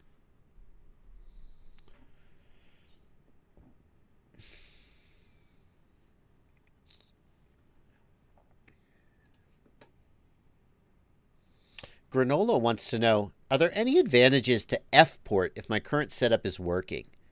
F-port is an alternative protocol to S-bus. It does telemetry, RSSI, and control over one wire. So one advantage of F-port is that it frees up a UART. Now, that may not actually be as much of an advantage as you think. If you look at most F4 flight controllers, they would have a pad for S-bus and a pad for SmartPort, and you can't use those pads for anything else anyway because they have inverters on them, and that's all they're good for. Well, at that point, using F-port, it frees up your S-bus pad, but who cares? You can't use it for anything else anyway. That's not true for all flight controllers. Like the JB F4 flight controller, my flight controller, the S-bus pad, the inverter is switchable. So if you use F-port and you need an RX pad for something else like ESC telemetry, you could use the S-bus pad for that on my flight controller. But most flight controllers, F4 flight controllers, there's not a big advantage to going to F-port because you free up a UART that you have no use for anyway. You can't use it for anything else. But F-port has other advantages. The latency is lower. You get RSSI for free. You don't have to do any aux channel nonsense to get RSSI into the flight controller. So if you have an F7, on the other hand, you free up that UART because F7s can handle inversion natively. By going from S-bus and SmartPort to F-port, you free up a UART on an F7, and there is a clear advantage there.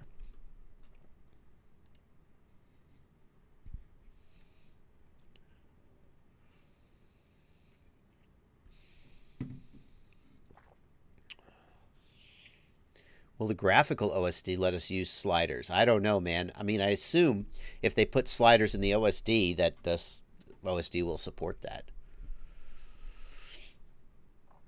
Air mode stops me from being able to manually flip. No, Laterbuck FPV, air mode doesn't stop you from being able to flip. Something else is going on there.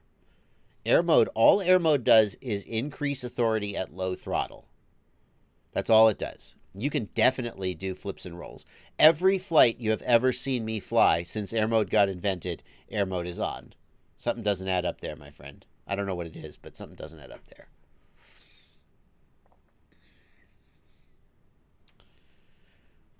Ben Gaitenbeek, sorry, Ben, says, I bought the Ishin TS215. It's way too much for me. Can I downgrade it with Betaflight? Why do you want to downgrade it? I don't understand, Ben. In what way is it too much for you, man? Slipper FPV and Sci Future are arguing over which one of them is a bot. I don't think either of them's a bot. Catman FPV says, my DJI goggles are displaying RSSI values between 1 and 20. I'm so confused. Catman, if you're using an XM Plus, then you need to flash a special firmware to the XM Plus. And the way to set that up, we're going to go all the way back to January 2017 to this video. This is where I always go. Good old Project Blue Falcon. Rest in peace. This is the video that I refer people to. How to set up RSSI on the XM Plus. And every so often I think I should make a video and just make my own version of it. And then I'm like, you know what? No. We're just going to keep referring people to Project Blue Falcon. So that's how to do it.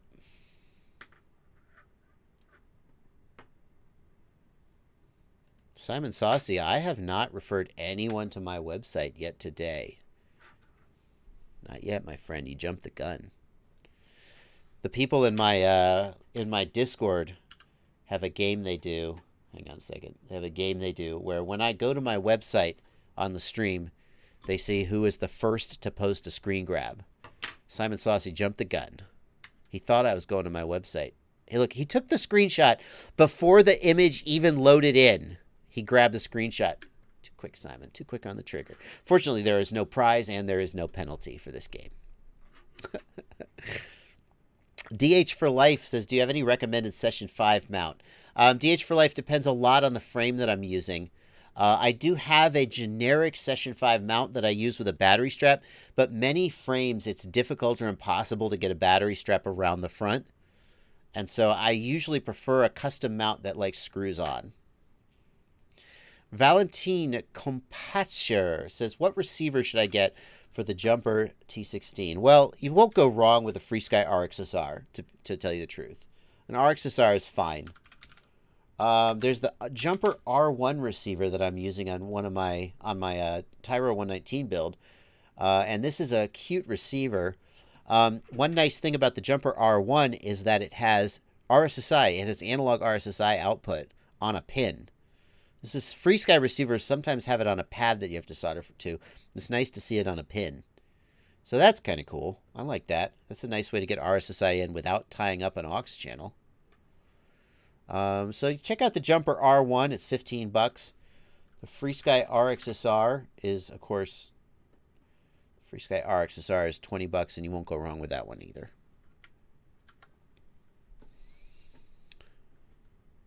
RC Carrier says, my motors gradually increase to full throttle with props on.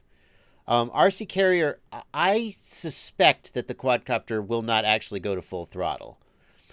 Usually what happens is, especially if your I-term is high, and definitely if you have air mode on, you'll raise the throttle slightly. And what happens is that air mode doesn't activate until you raise the throttle. So if you leave the throttle down and arm, what will usually happen is the props will just spin at idle. Now, when air mode is active, the I-term becomes much more active and the quadcopter will try to stabilize itself. It's basically pushing against the ground and trying to respond to little random vibrations. And it just gets itself worked up into a tizzy because the quadcopter pushes against the ground and the ground doesn't go anywhere. And the quad, you ever see a really angry dog that's just like biting a tire, just like, I'm gonna tear. The tire's like, what are you doing, man? That's what air mode is like. It's pushing the ground, and the ground doesn't go anywhere, and the motors spin up and spin up and spin up and spin up.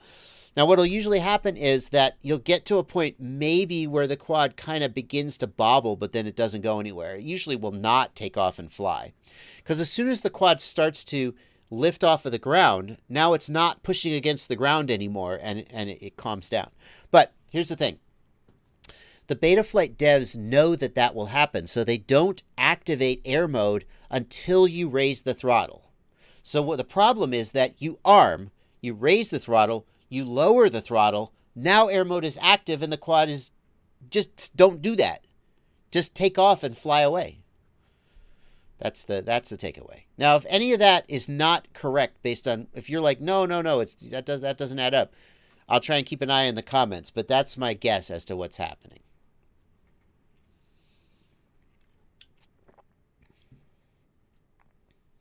Scott Bichelle says, what causes diagonal static rolling lines during punch-out in FPV feed?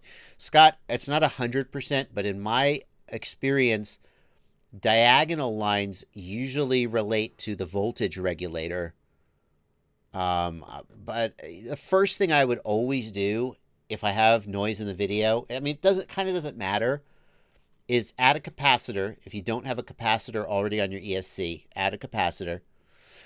And then start thinking about how you can move the power source for your camera and VTX. So if your camera and VTX are powered from a regulator, move the power source to VBAT. Assuming that you can. If you have a 5-volt video transmitter, don't power it off of VBAT. It'll fry. So don't fry your video transmitter and they go, but Bardwell told me to do that. But most video transmitters today, they can be powered from VBAT. So you may be running it off a 9-volt regulator, move it to VBAT. If it's on VBAT, move it to a regulator. Move it to a 9-volt regulator if you have one.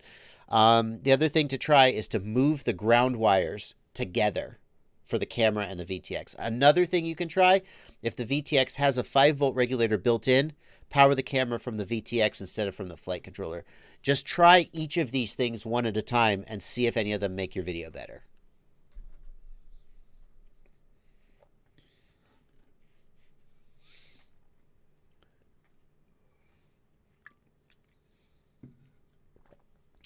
Simon Saucy wants to know, what's the point of the gyro when you're not using angle or self-level? Well, there are two main sensors on a quadcopter flight controller, the gyro and the accelerometer. The gyro detects rotation. The accelerometer detects acceleration. Now let's think that through. Acceleration means we're accelerating linearly in a direction. Okay? The accelerometer cannot detect rotation, and the gyro cannot detect acceleration. Think about it. If you have a quadcopter and you accelerate it to the right, but don't rotate it, the gyro will read 0. If you have a quadcopter and you rotate it, but you don't translate it in space, the accelerometer will read 0. That's not entirely true, though. An accelerometer actually can detect rotation because in the Earth's gravitational field, gravity appears as a downward acceleration. So in fact, if you an accelerometer, one of the main uses of an accelerometer is to tell which way gravity is facing. That's the main thing that it's used for. So if you're not in auto level mode, the accelerometer doesn't matter. You don't need it. The main use for the accelerometer is in auto level mode to tell which way is up and which way is down. The gyro, however, you cannot fly a quadcopter without a gyro because the gyro is the main sensor that's used to make the quadcopter fly. Yeah. Another problem with the accelerometer is that when you go through a sharp turn, the centrifugal force causes the accelerometer to read wrong.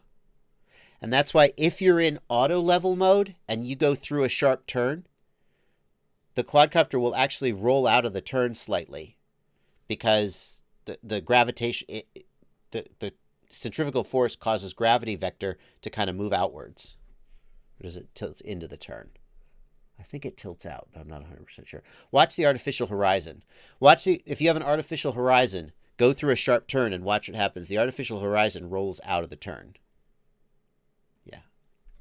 Does the accelerometer affect flight in non-leveling modes? No, not at all. Non-level modes are gyro only.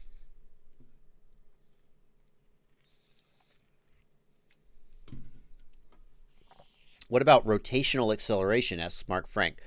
Mark Frank, rotational acceleration is just rotation. Okay, the gyro detects rotational movement. The gyro reports degrees per second. So if you think about it, the derivative of gyro is rotational acceleration. If we wanted to know rotational acceleration, we would take the change in gyro over time, or the derivative, and that would be our rotational acceleration. In general, though, the flight controller doesn't care about rotational acceleration. It just cares about rotational rate. The main thing that the PID controller does is try to make the rotational rate of the quad match the commanded rate. Lerichten, I will take a look at that video in 1 second. I'm going to get the super chats out of the way, and then Lerichten in the Discord, I'll get to you next. Got a couple more super chats that have come in. Again, a reminder that I am not making a big deal out of super chats right now. Given the state of things in the world, if you have a few bucks to give, I would highly encourage you to find a local charity, find a local hospital, a local food bank, find a freaking neighbor who is out of work and could stand for you to buy them lunch. Just take that money and put it into your local resources at this time where so many people are in need. I'm not making that's the least I can do to like not make a big deal out of super chats on my live stream. But since there are a few that come in, I will go ahead and read them. John Higginson, thank you for $5 Canadian. John just updated his HDLRC Hornet to Betaflight 4.1. Now I have no OSD and I can't figure out why. John, it is possible that you flashed the wrong target, or if you're 100% sure that you used the right target for your flight controller, instead of using the HDLRC target, use the legacy target.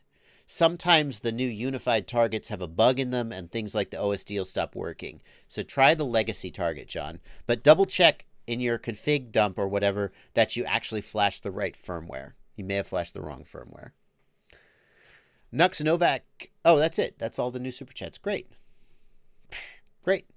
Let's go to Le Richten. Le Richten says, hello, everybody. Does anybody have any idea what this problem could be? Is it a motor desync? What is it? Let's take a look at this video from Le Richten and figure out what is going on with their quad. Hang on a second. Hello? Where's my video? Okay. Let's take a look and see if we can figure out what's wrong with this quad. Do we have sound here? I think we do have sound. Hold on. Do we have sound? No sound. Okay. Oh, this is DJI Air unit. Okay. Is it that little pop there? No, I think that was you on the sticks. Let's keep watching.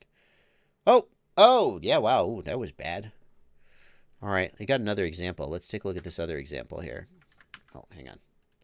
Got to download this. Stop! You got to download this file. Stop it. There we go. Here's another example. Little bobble there. Maybe that was the sticks, maybe not. Oh, was that it? That was probably it. Right, as he does this front flip.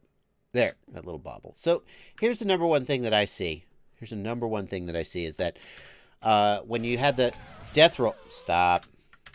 When you had the death roll, the quad rolled back and to the left. Back and to the left. This is a back left motor stopped making thrust. Okay, so now we just got to figure out why. If the quad always rolls the same direction, I suspect the motor or ESC. If it rolls a random direction, it could be a configuration issue. Let me give you an example of that. Let's say that at the end of a flip or roll, the quad always death rolls in the direction that you went. So if you roll left, the quad death rolls to the left. If you roll right, the quad death rolls to the right. That could be a configuration issue. For example, your idle speed could be too low. When the idle speed, this is in the configuration tab, it's labeled digital idle percent. And if the idle speed is too low, that when a motor goes to idle, instead of spinning at idle, it will stutter and stop, and you'll get a death roll in that direction. If the quad always rolls toward the same motor and only that motor, then it's the motor or ESC. So I would be thinking about, like, is there a damaged motor? A simple thing to do is just swap the motor. Don't throw it out. It could be fine. But if you have a spare motor, put the spare motor on. Does that fix it? Now throw the old motor out. You can also swap two motors on the quad with each other. And if the quad is rolling to the back right, and you switch the back right and the front right motors, and now it rolls to the front right, clearly the motor's damaged, okay? In a situation like this, sometimes people say, oh, it's a desync. You need to change the timing on your ESCs or your DMAG compensation. Unless you have like really unusual motors, the default settings for the ESC should not result in DMAGs or anything like that. So for example, if you have a 2306, a 2207 motor, forget about it. If you're running like 6S 2700 kV, okay, now you're outside the normal bounds. Now maybe you're getting a desync. If you have, gigantic 2510 motors, okay, now you might need to do things like change DMAG compensation or change the motor timing. But for a typical quad, and he says he's got a TBS Ethics Mr. Steel motor, 2306, 1750 kV, don't waste your time changing DMAG compensation or any of that stuff. This is a mechanical issue. It should not happen. If you have a damaged motor or a damaged ESC, that's the first place I would look. Jake Kiesel says you can check the motors by looking to see if the coils are burnt. Yeah, but a damaged motor won't always be visibly. If you see burnt coils, then definitely replace the motor.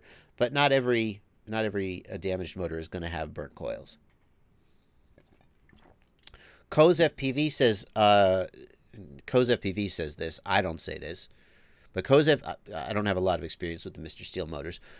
He says those motors have magnet slipping issues. Yes, Kozev PV, if a magnet had slipped out of the bell and was missing, that could cause desyncs. But that's a mechanical issue. So definitely look at that back right motor and see if there's a missing or slipped magnet.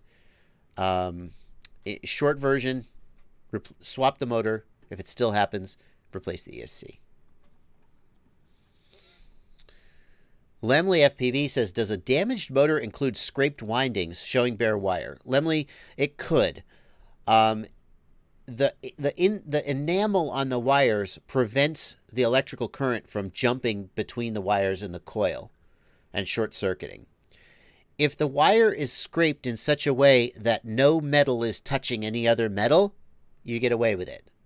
But if it is scraped in such a way that electricity can short-circuit the coil, then the motor is fried. Yeah.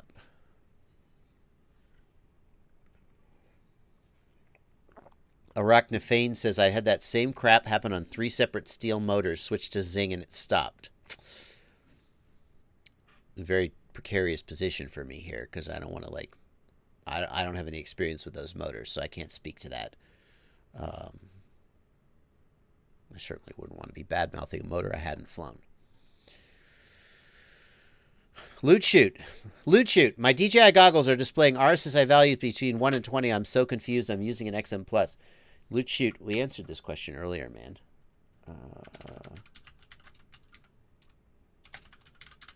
I guess, here, Loot Shoot. This is for you, my friend.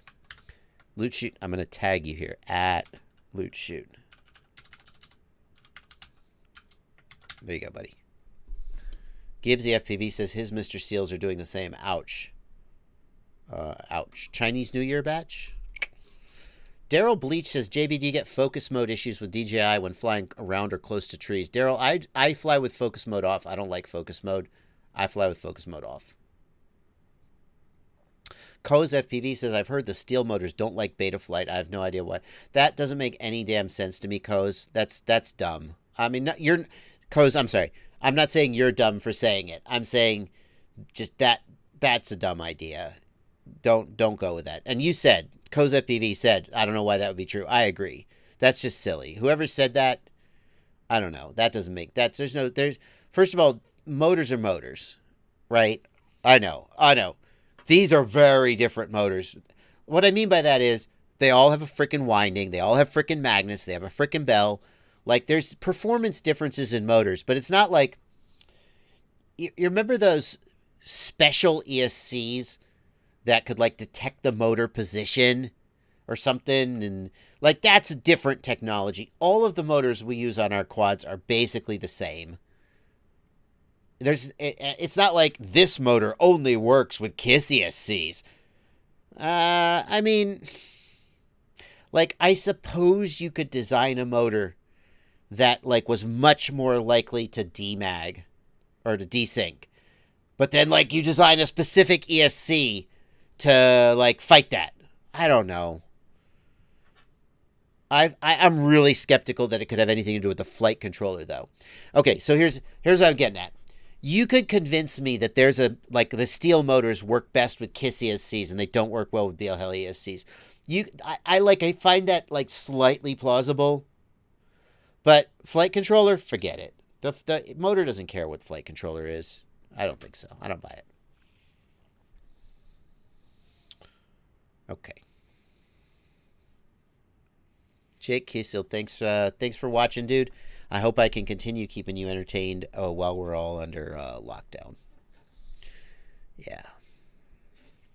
Aaron Ciotti is in the stream. Ciotti is here. He's a bot. Ciotti is going to be streaming. We got about 10 minutes left in this stream. And then we are, I'm going to be going to, it's a beautiful freaking day out there. And I'm going to go fly, probably, or whatever. And And after I come on, if you are stuck at home, socially isolating, bored out of your mind, Aaron Ciotti is going to be streaming on his channel.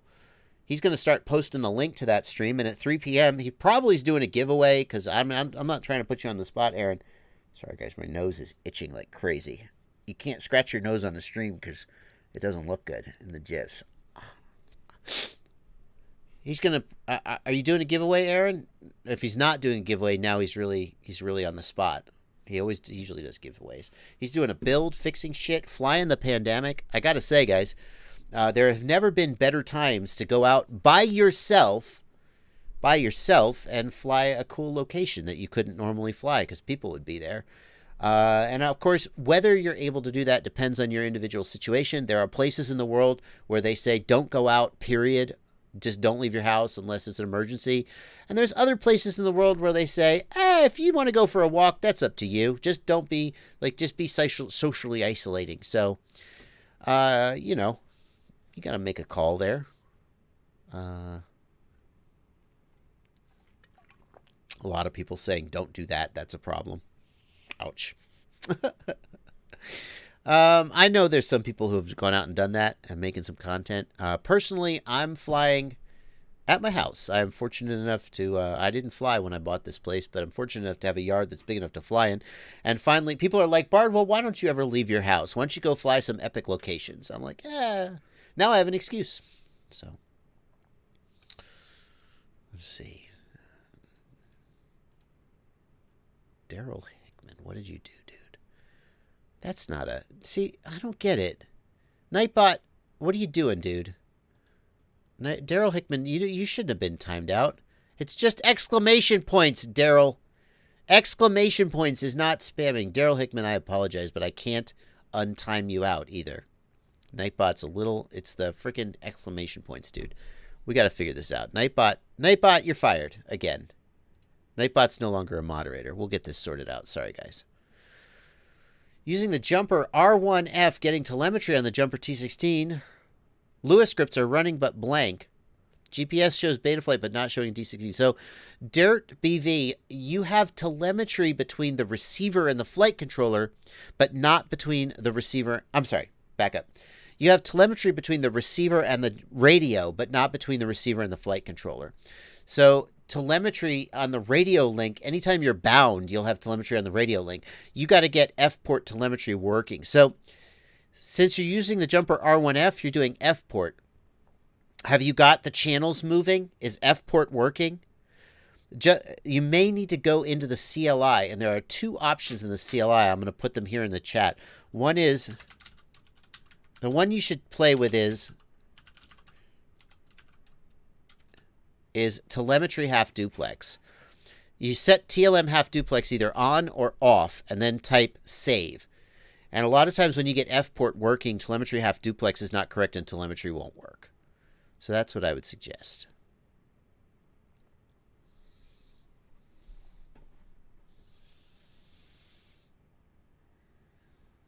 Yeah, Brent Vogelskog. If you're allowed to go out in your area, you are not congregating with other people. Stay 6 feet away from other people.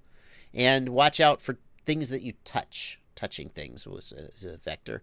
Some people may feel that it is acceptable to go out, depending on... Obviously, if you're in freaking New York City, stay in your freaking apartment, you bonehead. But other places in the world, maybe it makes sense. I don't know. I'm just flying at home. A lot of people are tiny whooping. That's good. Spinworks Event says, hey, do you know the RC rates Johnny FPV runs? How is this quad so responsive? Could it be his PID tune? No. Spinworks, I hate to break it to you, man. It's him. He's just an amazing pilot. I freaking guarantee you I could give him any quad. You pick any quad and he'll just fly it and it'll look like him. It's not his PIDs. It's not his rates. It's him. Now, it's not that PIDs and rates don't matter. It's just that the brain and the hands matter more. Okay. Brock Lopez Hart wants to know what I think of the Eachine UZ65. I don't know, man. I haven't flown it. Big Buds O says, stop touching your face. Come on, Big Buds. I'm here in my basement. If I go out, I'm going to like sanitize my hands and put on gloves and shit. But I'm here in my basement.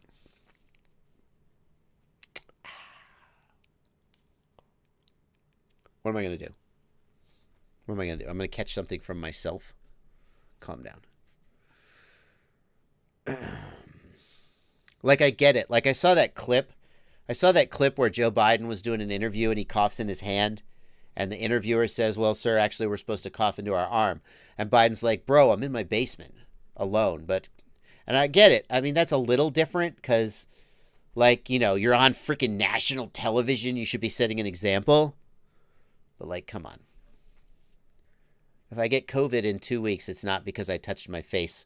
I haven't left the house all day, and I washed my hands like 3 times this morning.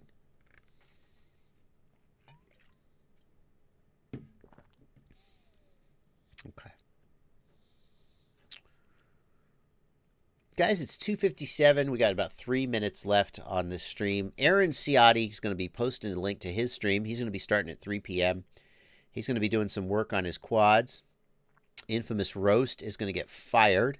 I don't know what you're doing, Infamous Roast. I'm timing you out, and if you do it again, you're getting hidden.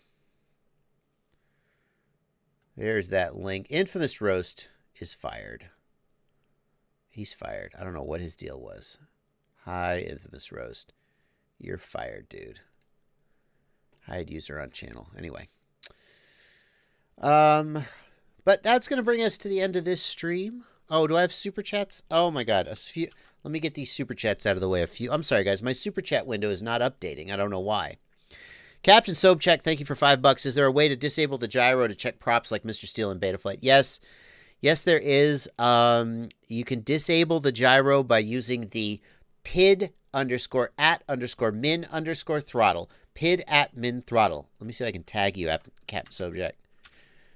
Set PID@min throttle equals off. And what that'll do is you won't have any PIDs at min throttle. So then what you need to do, and that goes for while you're flying. So then what you need to do is set up an idle up switch. So when you flip that switch, then you then the throttle is raised so you don't go to min throttle. I'll tell you what though, what I do when I want to check props is I use turtle mode. I just turn on turtle mode and I go beep beep, and then the PIDs don't apply. It's a little different. I don't recommend that you arm your quad while holding it. Mr. Steele does it with the PIDs off, and he does hand launches. He's a professional, and he can take the risks that, I mean, like, when you go watch Cirque du Soleil acrobats, not brats, they do dangerous things. They have the training, the skills to do them with minimal risk. And when you see Mr. Steele do a hand launch, that's what you're seeing. He's an expert. He has skill and procedures and so forth. The problem is that people see Mr. Steele do a hand launch and they go, oh, I could do that too. Well, you might just be a knucklehead. At which point you're going to cut your face up or something. Don't do it. I don't recommend that people try to emulate that. But if you want to try to do that, that's how. Anyway. Alrighty, guys. We are going to close up here. Aaron Ciotti's going to take over on his channel. He's posted the links. And did I do what on purpose? What did I do on purpose? And yeah, let's see. Don Atkin, thank you for £5. Let me get your super chat. Telemetry altitude is technically correct with the BN-180, but I want it to start at 0, not 120 meters. Can I fix this? I don't think, Don, that there's a way to adjust the altitude to show ground level. The reason is that it doesn't know where the ground level is. I got to tell you, though, this would be a question for Pavel Bukowski, who has a lot more knowledge about iNav. Frankly, I don't use altitude at all, and there may be a way to change that I don't know about. But at the same time, I've had that question been asked before. Can I change the altitude to count from 0? And I'm not sure that you can. I haven't found that answer. So, alrighty, guys. We are going to finish up this stream. It's 3 p.m. Do you know if your sticky switch works on Tango 2? Sure, yeah. Why? It's OpenTX. Why wouldn't it? All right, guys, that's it. Thank you. I'll see you tomorrow, 8 p.m. Eastern, another live stream and more great content coming this week on the channel. I'll get out of the way, though, and let Siati start his stream. Bye, everybody.